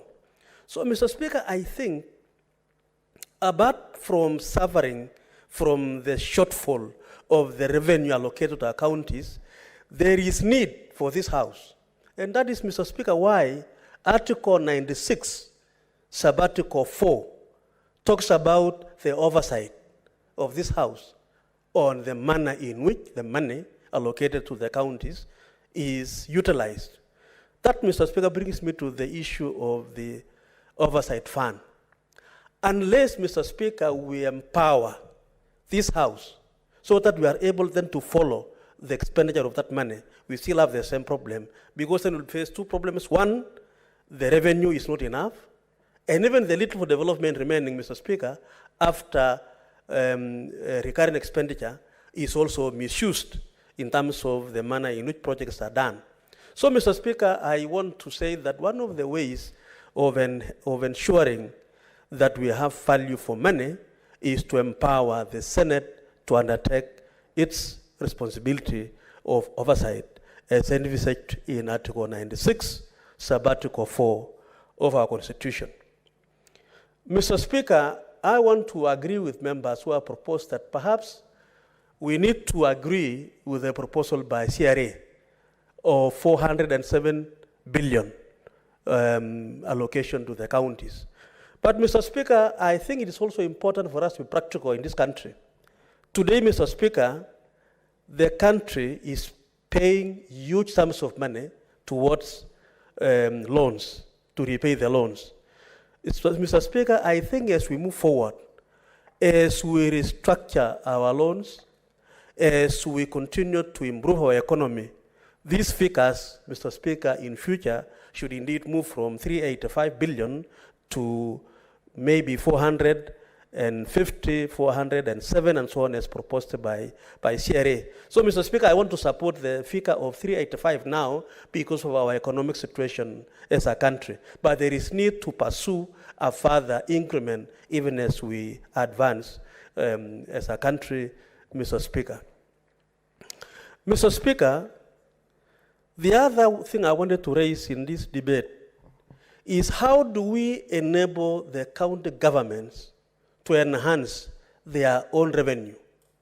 Mr. Speaker, you are aware that we have these economic blocks in our counties, in central Kenya, in Rift Valley, even in Nyanza, even in Coast, Mr. Speaker, you have the economic blocks.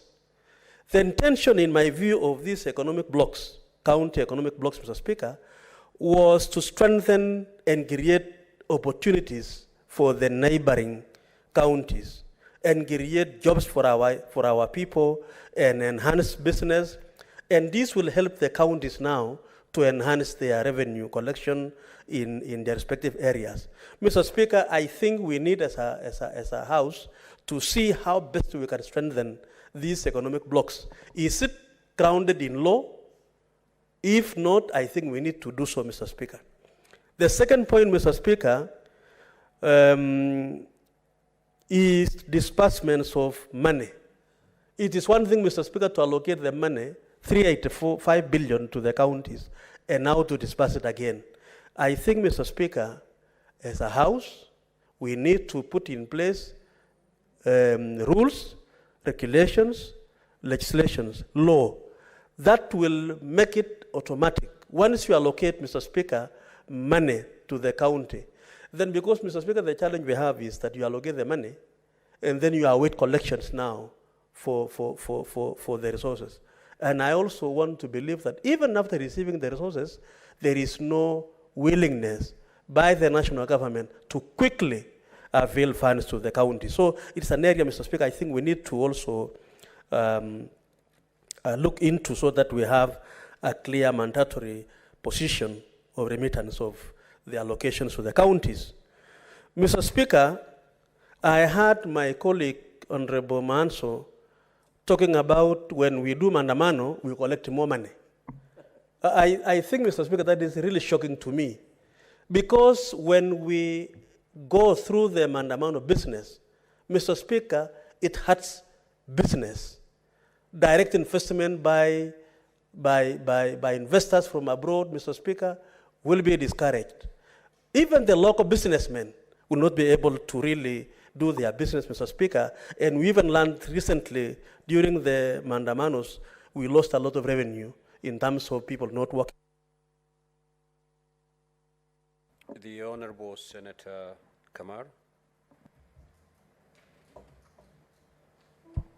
Thank you, Mr. Speaker, for giving me an opportunity to join my colleagues in supporting the Division of Revenue Bill, although I would like to support with amendments. Amendments, Mr. Speaker, to support our own internal committee, the Committee of Senate, that stuck with the recommendation from CRA. And I want from the onset to say, Mr. Speaker, requesting for amendments will only take us to a very good mediation between this House and the other House. And it's very, very enriching to do that, Mr. Speaker, because it is at that point that we see there are two sides. I want to thank our committee because they worked very hard, they were able to calculate, and they were able to understand. Mr. Speaker, in the last Senate, I was involved in mediation only once, but CRA is a committee that was able to rationalize the duties and functions of county governments in relation to the national government. And in most of their recommendations, they were able to take us through and I wonder, it looks like we didn't go through that process this year, but they were able to take us through the functions, especially the agriculture functions. And you know, Mr. Speaker, currently we are having problems because of high costs of production, fertilizer, and I want to thank the government for really coming in with interventions that have given us subsidized fertilizer. I come from a grain growing area, and that has helped us quite a bit. But we also need to look at for long-lasting solutions. And the long-lasting solutions is to enable the devolved governments to do what they were supposed to do. Because the devolved government, Mr. Speaker, has areas that have been assigned in the Constitution in Schedule 4. And according to Schedule 4, agriculture is 100% devolved except for policy. Health is 100% devolved except for policy. The reason I think if we allow our committee to have a mediation season, it will yield fruits, is the fact that there is one very nice indication that has been proposed in this division of revenue bill on the transfer of library services. It may be time for us to transfer even some of the activities in the Ministry of Agriculture and some of the activities in the Ministry of Health. It might not require real new money. We may actually be able to transfer money that is already resident in the ministries and just relocate. So an amendment to support our committee would have really helped in the mediation stage to be able to look at the areas that need to be moved. It will not affect any other functioning of the national government. It will only require that we relocate and allow funding to flow. Because currently, Mr. Speaker, you look at the has been given the Ministry of Agriculture, and the 7% of what has been allocated to the counties, and the national ministries are still holding more money than the money that goes to the counties as far as those areas are concerned. When we listened to CRA in the last Senate, the CRA was able to tell us the percentages that have been approved in the Malabo agreements, in the Abuja agreements, percentages that should be going to health, percentages that should be going to education, percentages that should be going to agriculture. If we use those as our standards, because we are actually obliged to do it because we have signed these agreements, you will find that some of the areas where the county governments are suffering is just because of the non-transfer of the functions that have been given to them. So I was very happy to see that the library services are being transferred, and I would really urge that through our committee, we get more transfer of activities. What is it that is being held by the Ministry of Agriculture that should be going down? Let us analyze those and transfer them. And this is the point to transfer. It is when we are dealing with the division of revenue, because you transfer the function and the function is followed by the money, and that money will go up automatically without looking for new money. Same thing when it comes to the Ministry of Health. Ministry of Health is devolved, but we still see a huge budget that is in the Ministry of Health headquarters. Why should we not facilitate? Our doctors are suffering. Doctors are now up in arms that they will be on strike in a few days. And you ask yourself, why should that be? Why don't we start looking at what functions were transferred, what functions were not transferred, so that we use them to move? So to me, Mr. Speaker, CRA was right to give us. The other reason I believe that that 7 billion increment from CRA makes a lot of sense is the fact that when you look at the revenue itself, the revenue has increased by more than 15%. All they're asking for is the increment of the counties to be at 10%. That 10% is at 7 out of the 370 billion that is currently on. So that percentage is still below the increment in the revenue that is being collected. So it makes a lot of sense to actually give that figure of that 7 that will give us 407.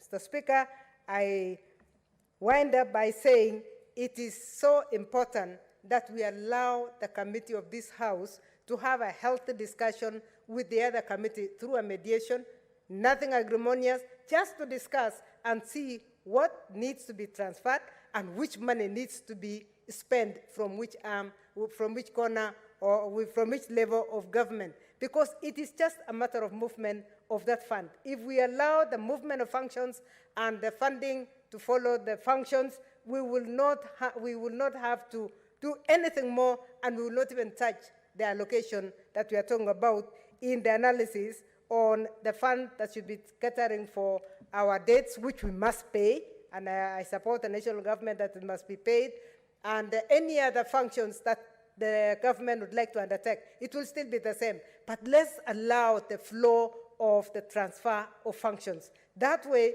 as you know, because you are a governor, it will allow the functioning of the devolved government the way it is supposed to be according to the Constitution. Thank you, Mr. Speaker. Senator Veronica. Mr. Speaker, thank you for this opportunity to contribute to this very important debate on the division of revenue bill, which is before this House, Mr. Speaker. First of all, Mr. Speaker, I would wish to note that if Senate existed for any other purpose, Mr. Speaker, then this is one of such core purposes, Mr. Speaker, is to ensure that a bill of this nature, Mr. Speaker, is dealt with in an expeditious manner in order to ensure that, Mr. Speaker, the counties are very well resourced for the functions that they have been assigned under the Constitution, Mr. Speaker. And from the very onset, Mr. Speaker, let me say this.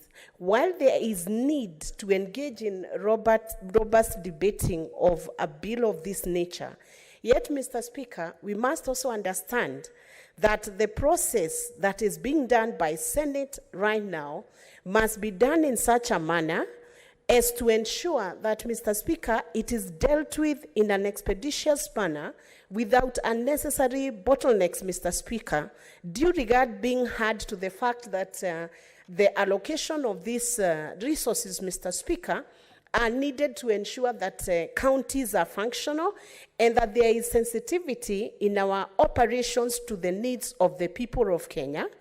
And, Mr. Speaker, that such can be dispensed with so that the resources that need to go to the counties are not unduly held. Because, Mr. Speaker, a long delay in dealing with such business, Mr. Speaker, at Senate would necessarily mean that there is a delay in the functions being resourced or being supported, Mr. Speaker. I want to draw, Mr. Speaker, your attention to Section 5E of the Division of the Revenue Bill 2023, the fact that national government continues to sorely bear shortfalls in revenue in any given financial year, while county governments receive their full allocation despite the budget cuts affecting the national government entities. Mr. Speaker, this provision, having been pronounced in this bill, clearly shows the spirit with which the national government has been dealing with county government insofar as allocation of resources are concerned, Mr. Speaker. It shows that the national government has gone out of its way to ensure that county governments receive the resources that are due to them in spite of the serious budget cuts that have been done affecting the entities and the functions of the national government, Mr. Speaker. Does that portend good faith or bad faith? Mr. Speaker, in my very humble proposal, it shows very good faith from the national government insofar as allocating resources to county government is concerned, Mr. Speaker. I also want to draw our colleagues to the principles set out under Article 203, Mr. Speaker, that have been put into serious consideration before this bill was drawn, Mr. Speaker. Out of those stipulations, Mr. Speaker, you will find there are considerations of national interest, Mr. Speaker. what must be provided for the public debt also, Mr. Speaker. I think it is now common knowledge that our national government is ridden with debt, Mr. Speaker. This bill has ensured that there is provision for that debt, Mr. Speaker. Indeed, Mr. Speaker, if you look at how the surplus of a budget is supposed to be managed in the event that national government manage to get a surplus of revenue, then, Mr. Speaker, you will find that that surplus has been assigned directly to handle debt. Why, Mr. Speaker? Because when a country is ridden with debt, it continues to be a very big risk to the operations of that nation. And that is why it's important, Mr. Speaker, that the Constitution has also provided that any surplus must then be tackled or applied towards reducing the debt. But if we look at the current Division of Revenue Bill, Mr. Speaker, there are two things that one must consider. Does it meet the constitutional stipulations, Mr. Speaker? I would say yes. And I would draw your attention to Section 6 of the Division of Revenue Bill. The calculations of the equitable share that is supposed to be allocated for year 2023 to 2024 is based on the last audited account of 2019-2020. That is 1.673715 trillion, Mr. Speaker.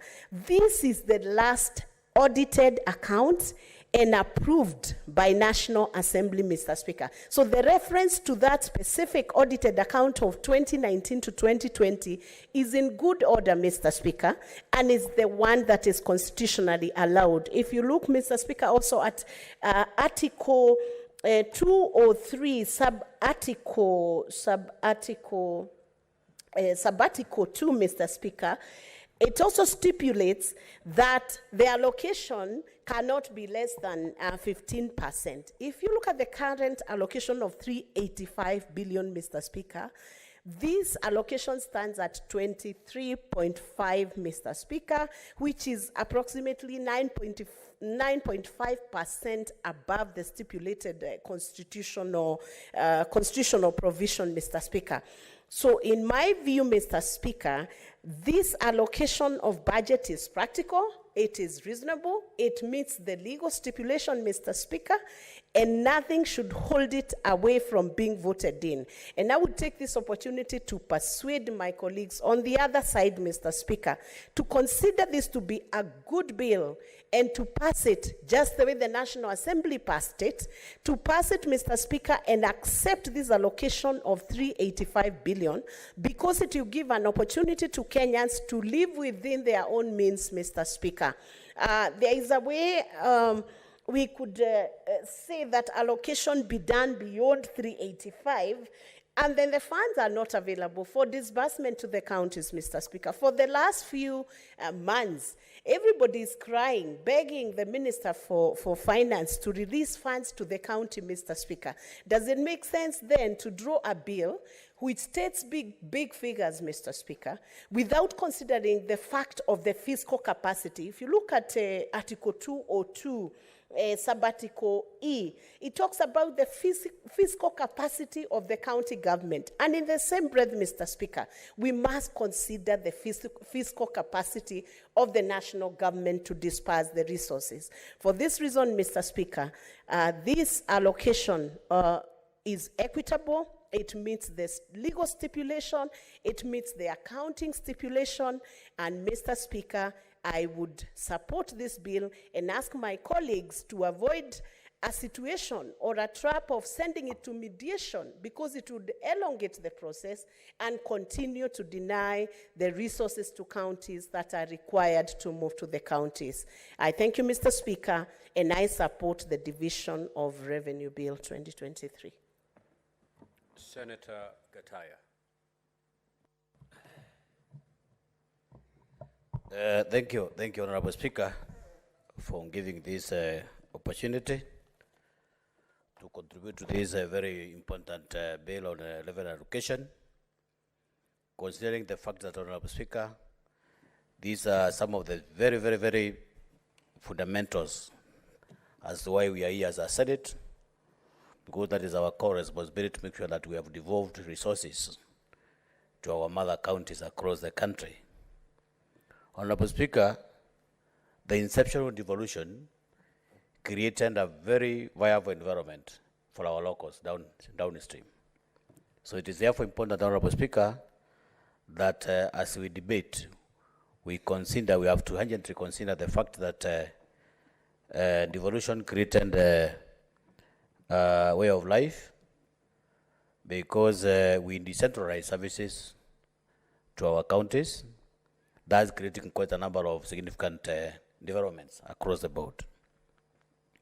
Honorable Speaker, if I were to make some arguments, I would say that devolution was incepted without some levels of preparedness.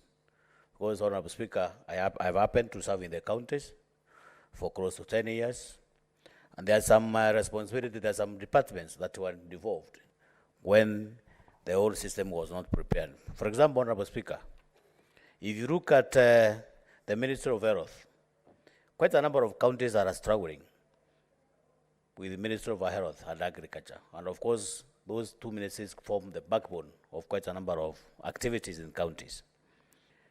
If you look at health, the Honorable Speaker, I don't know for what reason the national government decided to have some little resources devoted to counties. That is stifling and crippling Ministry of Health, especially in counties, Ministry of Health and Agriculture. So in this respect, Honorable Speaker, that I don't know whether we are supposed now to move and create a policy through which we are supposed either to advise the national government to track that decision that the Ministry of Health and Agriculture should maybe remain in the national government or maybe fund those two key functions in the counties. Another point, Honorable Speaker, is that I think the formula that the Commission for Revenue Allocation has been using for close to 10 years now is almost getting outdated.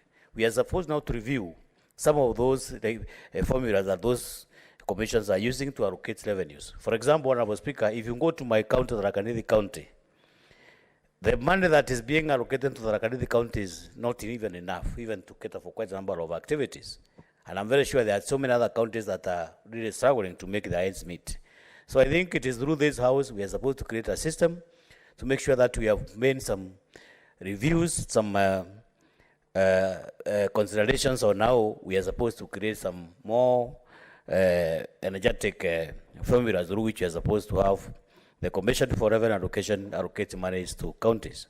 So, Honorable Speaker, it is important also to note that as much as we discuss, we also have to, I want to support, I think it's Honorable Cheptumo who said that we have a problem in revenue collection in counties.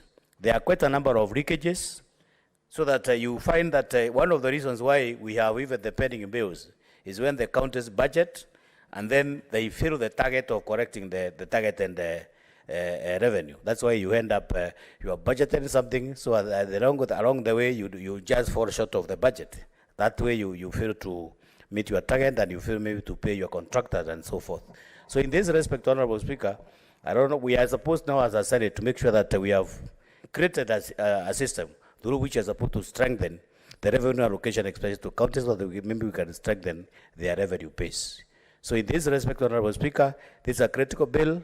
As a Senate, we are supposed to make sure that we have moved with a lot of speed. Like in Honorable Speaker, there is a lot of cry downstream in the counties where the information is that we have almost like 5 months since the counties have received their allocation. So you can imagine 5 months down the line, people have not been paid, no salaries, no development, no anything, and there are quite a number of pending bills in those counties. So in this respect, Honorable Speaker, I beg you strongly to support the bill, and so that we can make sure that our counties realize the allocation that is intended for. Thank you. Senator Karungo.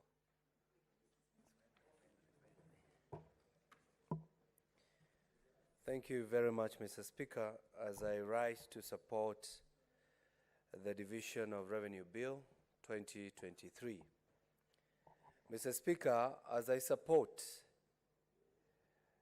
I would want you to imagine if you had two uncles whom you know very well are struggling financially. And one of them on your birthday tells you that I'll give you 500,000 shillings. And another one will tell you, I'll give you 1 million, but you have to wait for about 6 months. So, Mr. Speaker, with your wisdom, you know they are struggling financially. And the one who is giving you 500,000 has the cash with him. Would you take the 500,000 or will you wait for the million that you'll be given in a couple of months to come? Mr. Speaker, I believe you would take the available amount because you can see it and for sure you do know it is available. I want to equate this government as a government of that uncle who has the money and knows how much he has and how much he wants to share. Mr. Speaker, counties have been given money through letters, through previous division of revenue bills, and these monies have not been dispersed in counties because they have been given certain amounts. They are told we'll give you this kind of millions, but they are rarely dispersed to the counties, even until the end of financial years. Mr. Speaker, to cure this, the current administration has come up with measures to make sure that they can only provide what is within the law and what is viable and what is available, Mr. Speaker. Mr. Speaker, I believe this division of revenue bill, despite the counties not getting what they were proposing, at least they have got a big amount of share that is going to be remitted to them once we hit the revenue, national revenue. Mr. Speaker, 385 million to all counties will be divided equally to all counties, Mr. Speaker. Mr. Speaker, it's also good to note, out of these monies, the national government has unbundled one of the counties' function, which is the library services, Mr. Speaker. Mr. Speaker, the library services that is under the Kenya National Library Services has been collecting at about 425 million Kenya shillings every year. Now that money has been given to the counties, Mr. Speaker, because it is a function of the county. Mr. Speaker, the counties have been cushioned in the sharing of this revenue, and that can be seen in the memorandum under Section 5 that says that if the national government is unable to raise the revenue, then the force, to read it, if the actual revenue raised nationally in the financial year falls short of the expected revenue set out in the schedule, the shortfall shall be borne by the national government, Mr. Speaker. That tells you that this government is a genuine government. Mr. Speaker, it also says, if the actual revenue raised nationally in the financial year exceed the projected revenue set out in the schedule, the excess revenue shall accrue to the national government and may be used to reduce borrowing or pay debts. Mr. Speaker, we are where we are because of debts that were accrued by the previous regime, Mr. Speaker. This national government has looked at it, and in the course of trying to give a remedy, Mr. Speaker, it says that we are going to clear the debts so that we lower the charges, Mr. Speaker, that our people pay. Mr. Speaker, the question we need to ask ourselves, do we need to raise the taxes so that we can give more money to the counties, or lower the taxes and give what is supposed to be given to the counties, Mr. Speaker? Mr. Speaker, I've had one of the honorable members here from the opposition saying that he does not understand why the money was given to the Hustler Fund. It is the same people who are in the streets, Mr. Speaker, saying that we need to lower the prices of unga, Mr. Speaker. But this government of ours, the government of Kenyans, had seen that for you to be able to buy unga, you need a resource, you need an income. For you to get an income, you need capital. For you to get capital, somebody must accord you that capital. And that's why the government is doing that, giving the hustlers some hustler funds so that they can do business. They get some little money, and that money will be used to buy the unga that the government is working on lowering, Mr. Speaker. Mr. Speaker, I urge the county governments, and especially the honorable members of the county assembly, they should come up with their law, almost like this one, Mr. Speaker, and they call it equitable distribution of resources to the wards, Mr. Speaker. Nothing stops them. The amount of money that they get from the national government, they can take that money and allocate, distribute equally to every ward, Mr. Speaker. For example, they can say 40% of the development money will be shared equally to each and every ward, Mr. Speaker. This way, we will avoid governors who maybe do not like some certain MCAs, some certain wards, that they don't disburse money to those wards.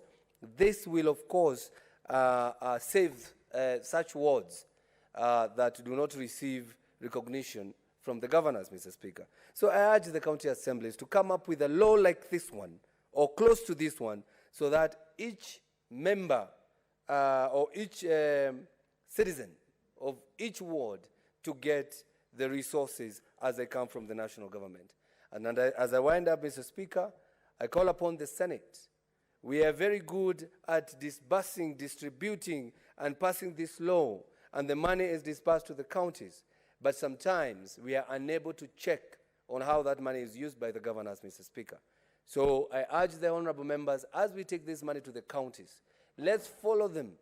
Let's follow these shillings by shillings and see what the governors are doing with the money that the national government has disbursed or has allocated to the counties. With those few words, Mr. Speaker, I support. Senator Abbas.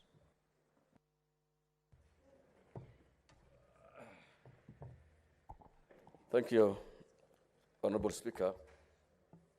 Honorable Speaker,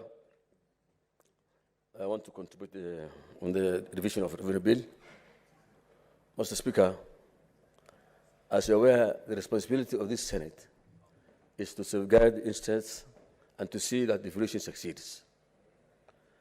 As you're aware, the last budget, 2022-23, the counties was given 370 billion, of which, up to date, 125 billion was not disbursed. And most of the counties are now facing big problems of, giving services to the Wananchi. You're seeing our doctors every day are on the streets, which is very unfortunate. People of that cadre shall not be they shall not be at the streets demonstrating around because of their salaries. Mr. Speaker,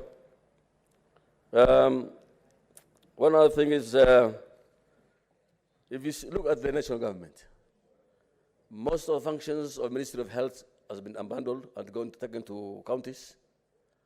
Ministry of Agriculture equally, the functions have been abandoned and taken to the counties.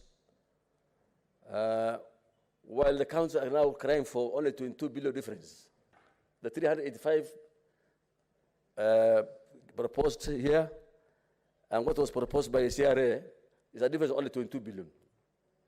At the same time, the national government has increased the budget for water. They have increased the budget for health. This has increased the budget for agriculture. And these functions, most of them have been taken to the counties. It has not been abandoned, and it has not been, money has not followed. Mr. Speaker, I think that has not been very fair. Despite, we understand the situation of the country economically, but however, if only the monies for the counties are released in time, I think they will be able to manage the situations on the ground. One of the problems is actually, Mr. Speaker, due to lack of proper oversight, there is a lot of corruption ongoing in the counties. And I think we're losing a lot of revenues through the county, through corruption and the seepages. And I think this Senate must put in action and go and work hard to see that the monies in the councils are saved. If that money is saved, and that we are able to control the budget, the corruption, then I think we'll know this, the counties will be able to meet its mandate, it will be able to meet its functions. But however, I think what the percent of money that is lost through seepage of corruption, it's more than what they are requesting for. So I think it's a high time this House should take responsibility to empower the assemblies so that they also do a proper oversighting so that we can be able to control money loss through corruption and minimize at least corruption in the counties. One other thing, Mr. Speaker, we need to increase our efforts as a House to see that actually my committee of the devolution now is following up that all the functions that have been devolved must be taken to the counties, especially for Ministry of Health and the Ministry of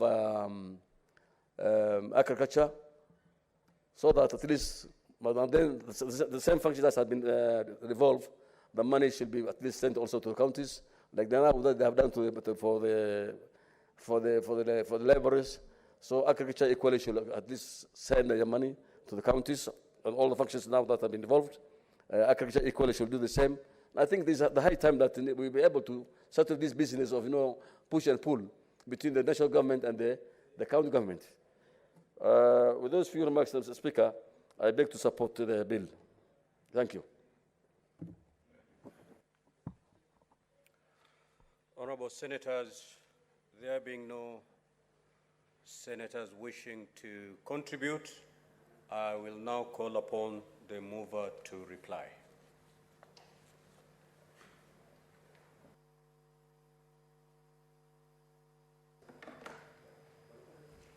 Thank you, Mr. Speaker. I want to thank all the senators that have taken time to give their input and feedback on the Division of Revenue 2023-2024. Mr. Speaker, like I said during the moving of the bill, this is perhaps one of the most important assignments that as a senator you get to undertake in this House, where you sit down, discuss with your colleagues, and agree on the vertical distribution of resources between both levels of governments, Mr. Speaker, between the national and the county governments. And I have listened to ideas from colleagues on how they intend to go about this exercise. Of course, we have listened, Mr. Speaker, to many of our colleagues lament about the need either to ensure that there is more prudent utilization of these resources. I couldn't agree with them any better. Mr. Speaker, that's given and we shouldn't have a big fight about it. Mr. Speaker, second and most importantly as well, we have also agreed as Senate on the need to continuously defend and stand for the interest of county governments, Mr. Speaker. I know many people, and I have listened to especially our colleagues from the minority side, and it's unfortunate as I reply, most of them are not here. Mr. Speaker, keep on humming and remind us that, we need to send additional resources to the counties and so on and so forth. But, Mr. Speaker, in my moving notes earlier, I pointed out to the challenges that you're experiencing economically, Mr. Speaker, and reminded our colleagues that many of the sins that you are paying for are sins of the past. Unfortunately, Mr. Speaker, the economy is such that we live today under the shade of the trees that we planted in the yesteryears. Such is the guidance of the economy as well, that today we pay for the sins of the economic either prudent or improper management that the decisions that we make today. The real impact, Mr. Speaker, of the economic decisions that we make presently will be further years down the line. And it is so evident, Mr. Speaker, given the kind of a financial situation that we find ourselves in, as our colleagues find comfort in running on the streets and screaming themselves hoarse, saying that the economy needs to be managed better. Of course, we have equally reminded them that many of these challenges, whether it's debt or complete pilferage of resources, it was done under their watch in the previous, it was done under the watch of the previous administration, of which there were very strong supporters and defenders of, Mr. Speaker. We were in this House jointly with them, and on many afternoons, unlike us who are magnanimous on many occasions to allow them to debate, on many occasions we are being told, let the mover reply. If you have a problem, go and speak it elsewhere. And that is why we find ourselves in this situation, Mr. Speaker. But I want to appreciate the new administration that is in office, the interventions that are being made in agriculture, Mr. Speaker, interventions that are being made, Mr. Speaker, in even just ensuring that we are fiscally responsible, reducing on our fiscal deficit from 5.7 to 4.4% in the next financial year, the reforms that are taking place in Kenya Revenue Authority, Mr. Speaker. Of course, I know that many of the purveyors of graft in KRA are not happy. That's why they are beginning to hire people across in the media, in parliament, in different places, or trying to run fake stories, Mr. Speaker, and theories about why our revenue is not performing as per the expected levels. And I'm glad KRA issued a clarification, Mr. Speaker, and said, good ladies and gentlemen, if you're looking for people to blame, please do not include us. Because much as there is a lot that they could do better, Mr. Speaker, they are really trying in very difficult economic situations where, you know, people forget, Mr. Speaker, that the largest taxpayer is actually government. And when government is not doing well, then you don't expect your revenues to do any better, Mr. Speaker. If government is not spending, if government is not paying its suppliers because they are restrained or they don't have the resources to spend, Mr. Speaker, then you find yourself in the kind of situation and the mess that you're in. But I'm glad, Mr. Speaker, that as we discuss this, I saw that our colleagues in the counterpart house have already passed the supplementary budget. Many of the state agencies are now beginning to spend, and the same can be seen in revenue targets. And I see KRA have issued a further alert saying that they are on course actually to raise in excess of 2 trillion, Mr. Speaker. Of course, a lot of it, as we all know, in excess of 1 trillion, Mr. Speaker, will go back to fund debt.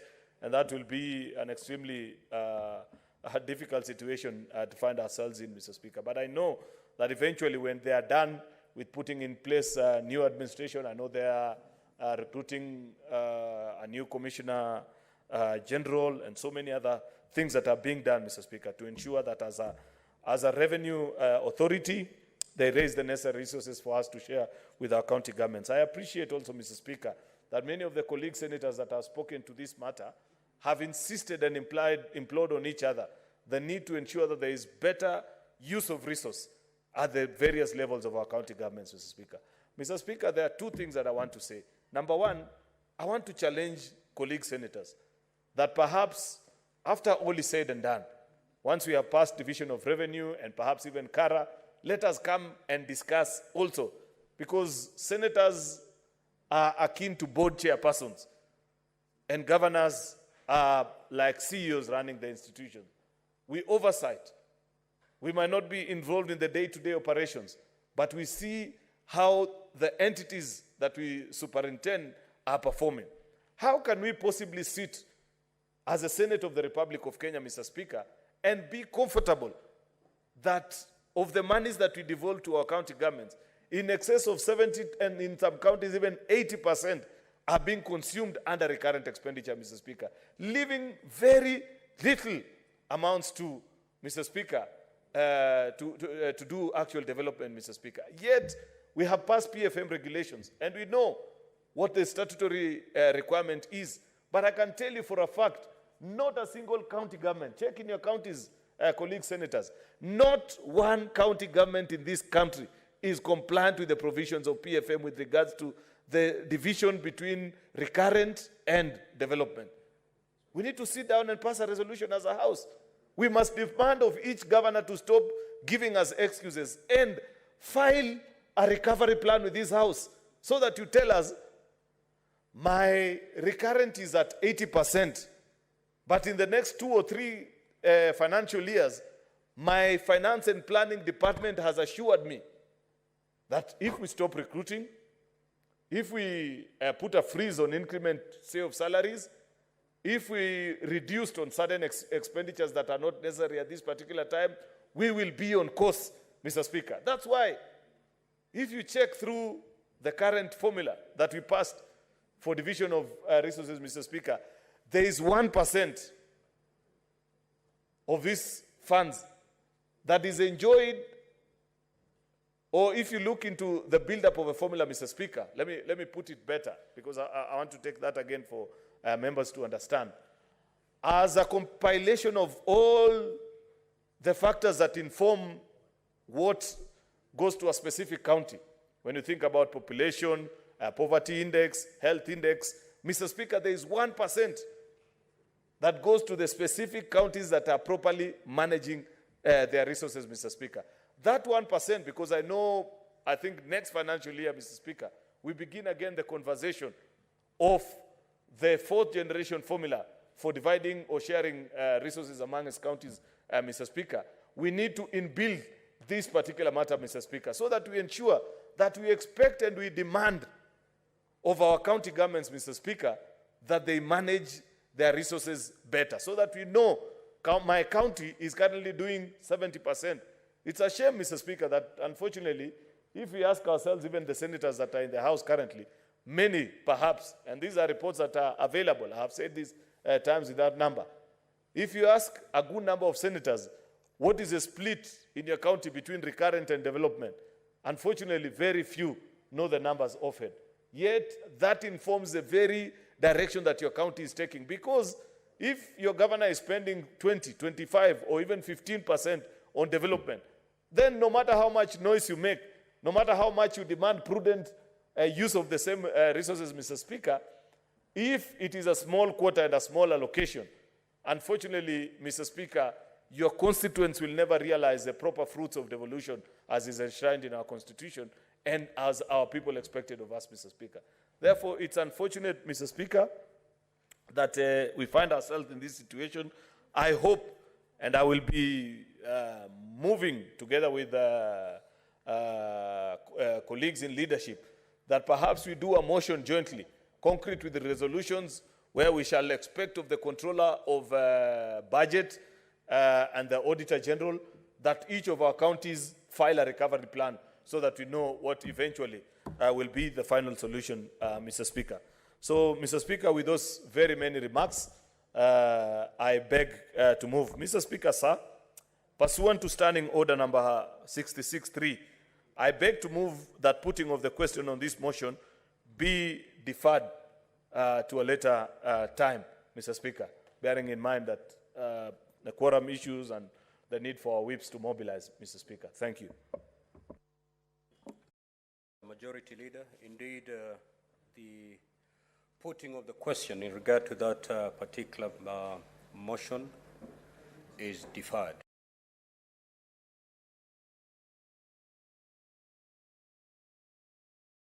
The Equalization Fund Appropriation Bill, Senate Bills number 3 of 2023, second reading.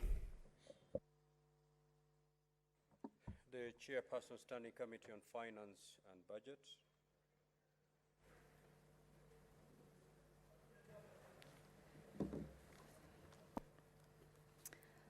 Thank you, Mr. Speaker. Mr. Speaker, I beg to move that the Equalization Fund Appropriation Bill be read a second time, Mr. Speaker. Mr. Speaker, this is a very important bill that is in regards to the marginalized counties, a bill that is as per Article 204 of the Constitution. The Equalization Fund, which was established in 204, its basic mandate is to facilitate the provision of the basic services, that is the water, that is health, electricity, and the roads. In this bill, Mr. Speaker, it is in regards to 34 counties. 34 counties which constitute of 1,424 marginalized areas that have been spread across these different counties. This is a bill, Mr. Speaker, that has been appropriated funds amounting to 54 billion in the financial year 2021-2022. And Mr. Speaker, on this particular bill, 26 billion has already been approved by the National Assembly in the first supplementary budget. And out of this 26 billion, Mr. Speaker, 12 billion has already been remitted in this fund, Mr. Speaker. Out of this, there's a balance that is amounting to 13 billion out of the 54, out of the 26 billion that had already been remitted. And in this appropriation, the bill provides a total of the 13 billion, which comprises of 6 billion for financial year 2021-2022, and 7 billion for financial year 2022-2023, Mr. Speaker. This bill also has a schedule on the equalization allocation, as I said earlier, on the 34 counties out of the 47 counties that has been identified. Within those 34 counties, 1,400 are different regions within the 34 counties that have been identified. This is a very important bill, Mr. Speaker, because on the issues and the services that are supposed to be offered on the specific areas, as far as the health is concerned, as far as the roads are concerned, electricity issues are concerned, Mr. Speaker, you realize as devolved functions as per the fourth schedule, these are very important issues in regards to this bill because health sector is a very important factor, and these funds are going to improve the health sectors within the different areas of the 1,400 areas that have been identified. We have the first allocation, Mr. Speaker, that had been remitted to the counties. And do you realize that out of the delay of the disbursement of the funds, some projects have not been completed? Some projects have also been completed, but the contractors have not been able to hand over these projects, hence delaying the key service that is supposed to be offered in these institutions. Like, for example, even some of the buildings, that the small hospitals that have been put in place, but they cannot be utilized by the local people in those particular regions, and hence brings a challenge. So this is a very important bill because it is going to ensure that these funds are going to cater for the services that they're supposed to cater for. We have regions and areas like the eastern region, whereby the electricity issue, which is part of this fund, you find that some areas we have challenge. And you see the education factor that we had, the previous government had mentioned in terms of ensuring that there is electricity to these different regions. There are challenges, there are institutions, there are schools, learning institutions that have not been able to have this commodity, this key element that helps in different aspects, from use of different gadgets. We are in a digital space, and without some of these things like electricity, then it brings a challenge to this particular region. So this is a very important bill, Mr. Speaker, as far as ensuring that these services are able to reach to the marginalized counties. Not only just reaching, but also the timely reach of these particular services. This bill also, Mr. Speaker, the Equalization Fund Advisory Board will also immediately commence identifying the projects to be implemented. We have the projects that had already been identified, and also there's an opportunity to identify projects. And this identification, Mr. Speaker, you realize that there are some committees that are going to be formed with the assistance of also the National Treasury, with the Fund Advisory Board, that this committee at the mashinani level are going to ensure that they are going to come up with projects that are touching and are immediately going to help the communities and the regions within that particular area. And this is very important, Mr. Speaker, because this talks about total inclusion of the local mwananchi, of the person on the ground who really needs these services directly. And that is why this fund is just strictly for the marginalized areas. These areas have also been in the bill. They've also been indicated. They have also been identified up to the region level, and the amount of funds in the bill, it clearly indicates how much. So with this indication of how much per every area, it becomes easier for the members who are going to sit in that particular committee per particular region, easier for them to be able to budget as per what is allocated or as per what is set aside for that particular area. And this is very important because without that in place, then planning becomes difficult. But when that is in place, it is easier for the committees to be able to well plan on a specific and a particular project that is going to be able to be commenced and finished within that particular budget, and hence there are going to be impactful results of that particular project, unlike situations whereby there is no committee and then maybe the governors bring up projects without looking at how much is needed. But that is stipulated very, very well in this particular a very important bill.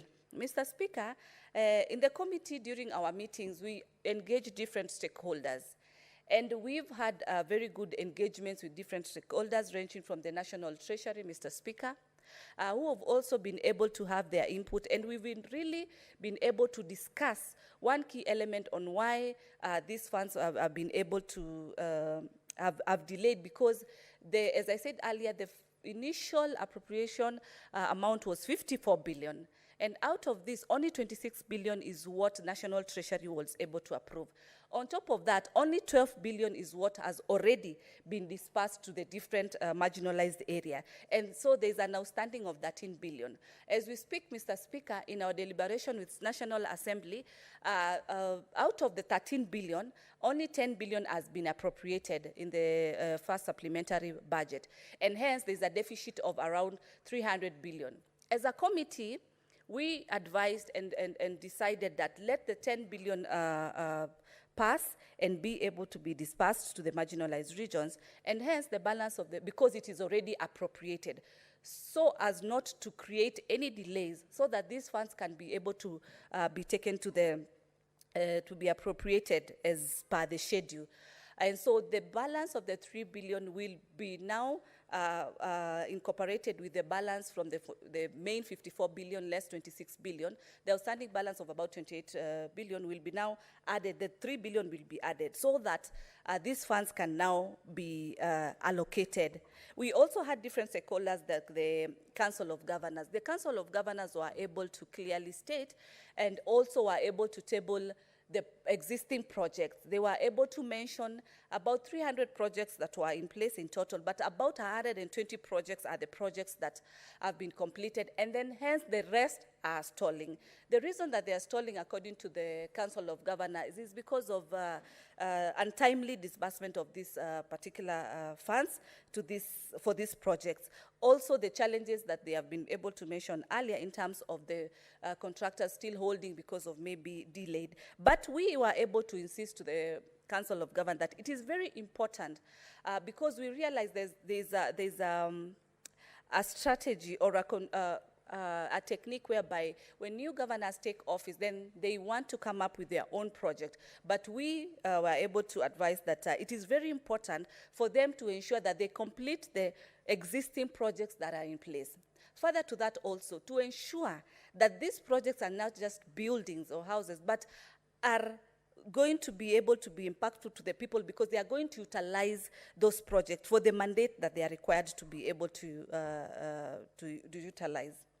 Mr. Speaker, with the other stakeholders that we've been able to actually walk a very nice journey with are the CRA. Commission of Revenue Allocation were able to have their input because they're the ones who also guide as far as the allocations and identification of the marginalized areas are concerned. And that's how they are able to settle to 34 counties that are marginalized, and also specifying the specific areas. Because it doesn't mean that if a county, like for example, Tharaka Nithi is also in this list, it doesn't mean it's the whole of Tharaka Nithi, but a section and an area that is identified as the marginalized area. And these are areas that, as I said earlier, strictly it is matters of water. As you know, Mr. Speaker, water is life. Water is everything. Without water, we tend not to be able to harvest a lot in all different areas, be it the home use, be it the agricultural sector. And as you know, with water, then it becomes much more resourceful, much more impactful to the local regions.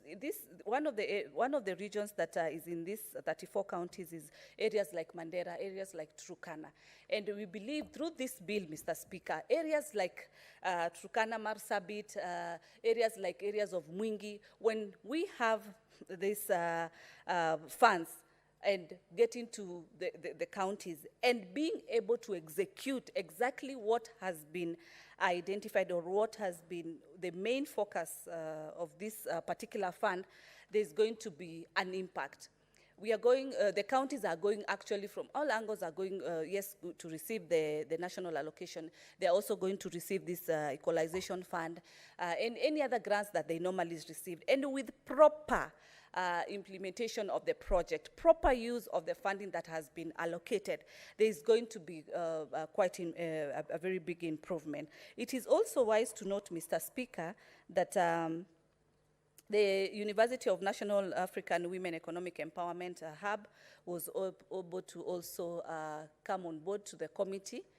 They were also able to state their input, and much more focus is because, Mr. Speaker, the National African Women's Economic really were very positive, as much as they focused on the women in the mashinani areas, women in the marginalized areas, because when the lives of these women are going to be improved, because we are going to, these funds are going to ensure that provision of basic elements like water, like electricity, as I said, like good roads, as I said, then it's not only going to impact the local area, but even the women in those particular regions, because as stated earlier, these four essential mandates for this particular fund cut across a wider range of social economic empowerment to our women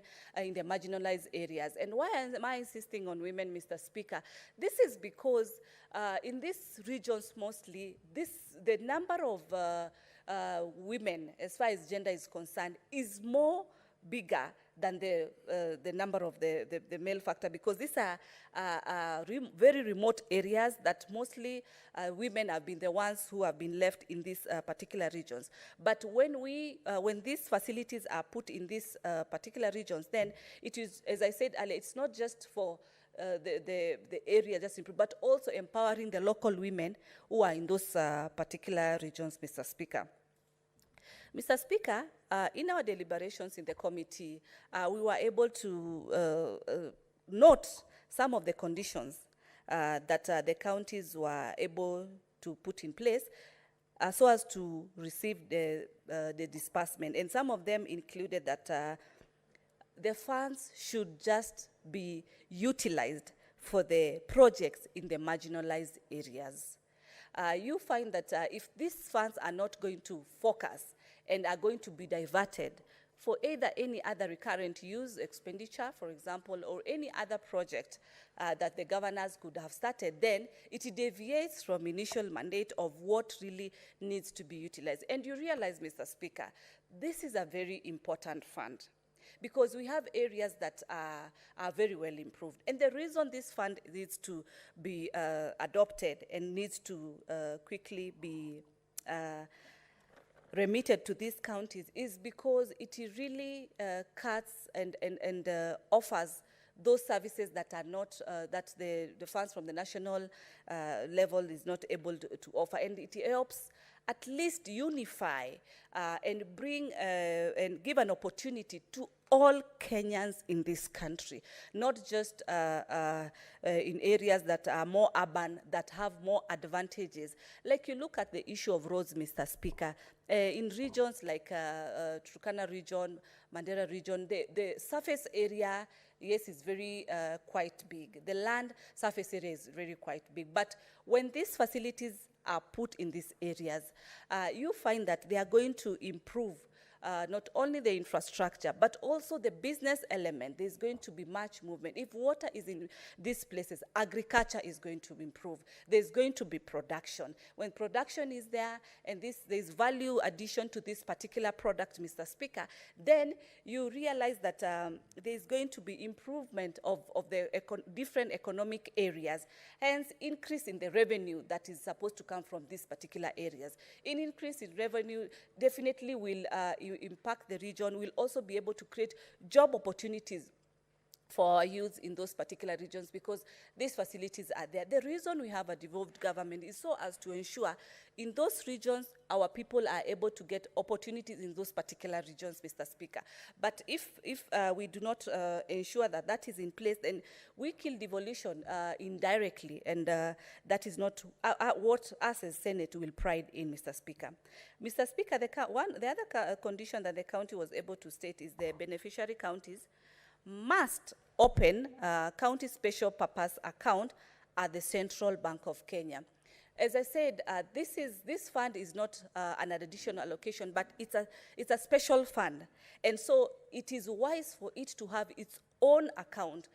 By it having its own account, then it becomes easier for better, transparent accounting systems without mixing up. And those funds and that account will be able to have its own, as I said earlier, there's a board, Equalization Fund Advisory Board. Then we have at the Mashinani level, Mr. Speaker, we have the members who have been selected to sit in those boards.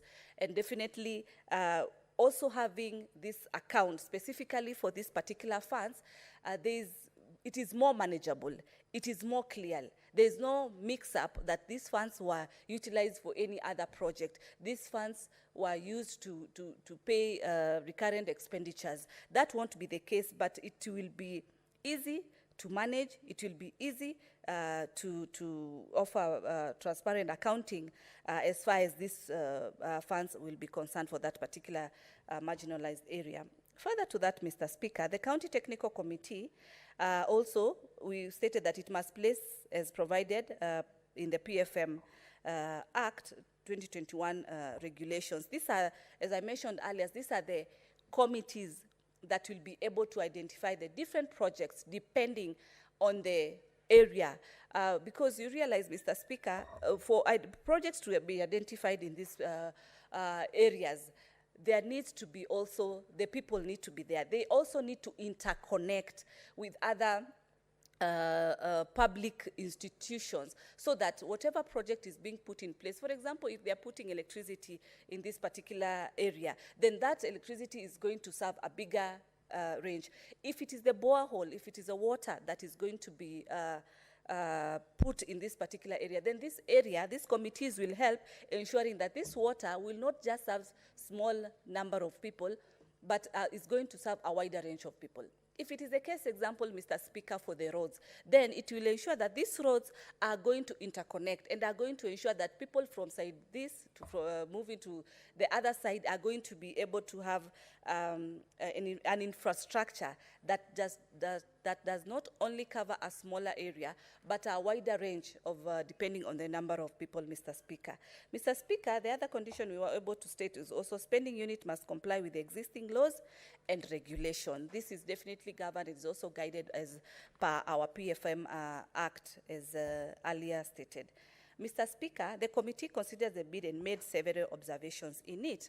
And some of these observations, Mr. Speaker, during the consideration of the 2022-2023 Supplementary Budget 1, the Supplementary Budget 1, the Equalization Fund entitlement of 6.8 billion for financial year 21-22 was reduced to 3.5 billion, leaving the 3.2 for appropriation. As I'd mentioned earlier, Mr. Speaker, this is the fund that was not included in Supplementary 1, and thus the total available appropriation is 10.3 billion. And we felt as a committee, through the wisdom of the committee, instead of going back and insisting on the 13 billion, we decided to let the appropriation of the 10 billion. And then we can be able to ensure that the balance of the 3 billion that has been left is going to be included in the balance from the main 44 billion, less 26 billion, hence 28 billion plus the 3 billion, giving an outstanding of about 31 billion that should be the main balance. So, that is what, as a committee, we settled for. Project identification, Mr. Speaker, and implementation under the second policy on marginalization is yet to be undertaken and will commence immediately after approval of the Equalization Fund Appropriation Bill 2023. This is very important, as I said earlier, Mr. Speaker, because it is when these funds have been remitted. The good thing is that as per the feedback and the update of the National Assembly, the committees are already in place, and they are going to undergo the right process of ensuring that they are also being gazetted so that they can be able to appropriate the funds depending on the amount of the fund. Hence, that will guide on the type of project that the fund can be able to undertake. Given that there are only 3 months remaining before the financial, actually not actually 3 months right now, it's less than 3 months, it's about two and a week for before the financial year lapses. So there's need to expedite very fast on this particular bid. And I also want to thank you, Mr. Speaker, for ensuring that you have changed your order and you've been able to prioritize on this bill. Some of the projects under the first marginalization policy are yet to be completed. And why, Mr. Speaker? The reason is because of the delay occasioned by the stoppage of the expenditure of the fund by the High Court ruling, which had declared that equalization fund guidelines are or is unconstitutional and null and void as well. So there's need to expedite completion of this project so that the benefits are realized within the 34 counties, as I stated earlier, Mr. Speaker. Mr. Speaker, the committee, having considered, recommended, as I said earlier, that the National Assembly should, by end of April 2023, submit it to Parliament a framework showing a clear action plan of how the pending funds, entitlements, and arrears will be recovered. Which area is this, Mr. Speaker? The area of the 31 billion, because it is about the 28 plus the 3 billion, which was not budgeted for in the first supplementary budget. And so then the committee also requested that the National Assembly be able to give a framework of how the total balance is going to be remitted to the 34 counties. Mr. Speaker, the committee also appreciates so much the support from our secretariat, led by none other than Christopher Gitonga, who's the clerk of the committee, on ensuring that this bill is timely. And also, I want to thank my committee members who have been very supportive, who have been very who've been team players during these particular deliberations on this particular bill, Mr. Speaker. And it's at this point I want to thank you, Mr. Speaker, and I request that my colleague, my also member of the same committee, Senator Boni Alwale, to second this motion. Thank you.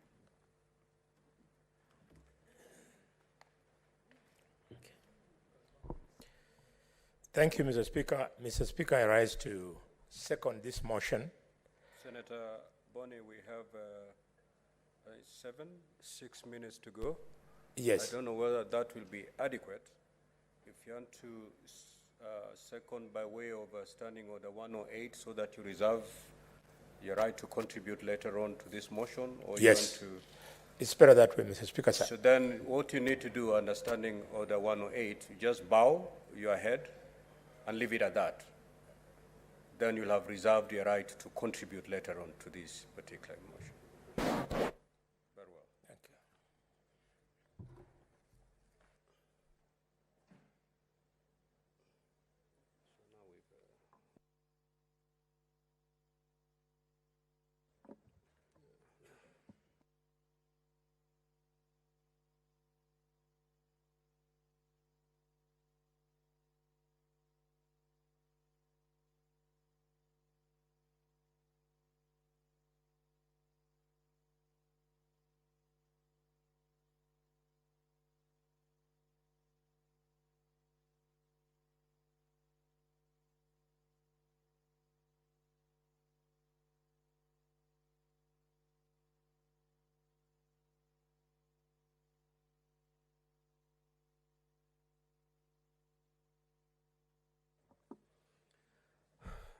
Honorable Senators, for the convenience of the Senate, it is now 12:55, and we're going to adjourn the sitting of the Senate. The Senate therefore stands adjourned until Wednesday, 19th April 2023 in the afternoon at 2:30 p.m. Thank you.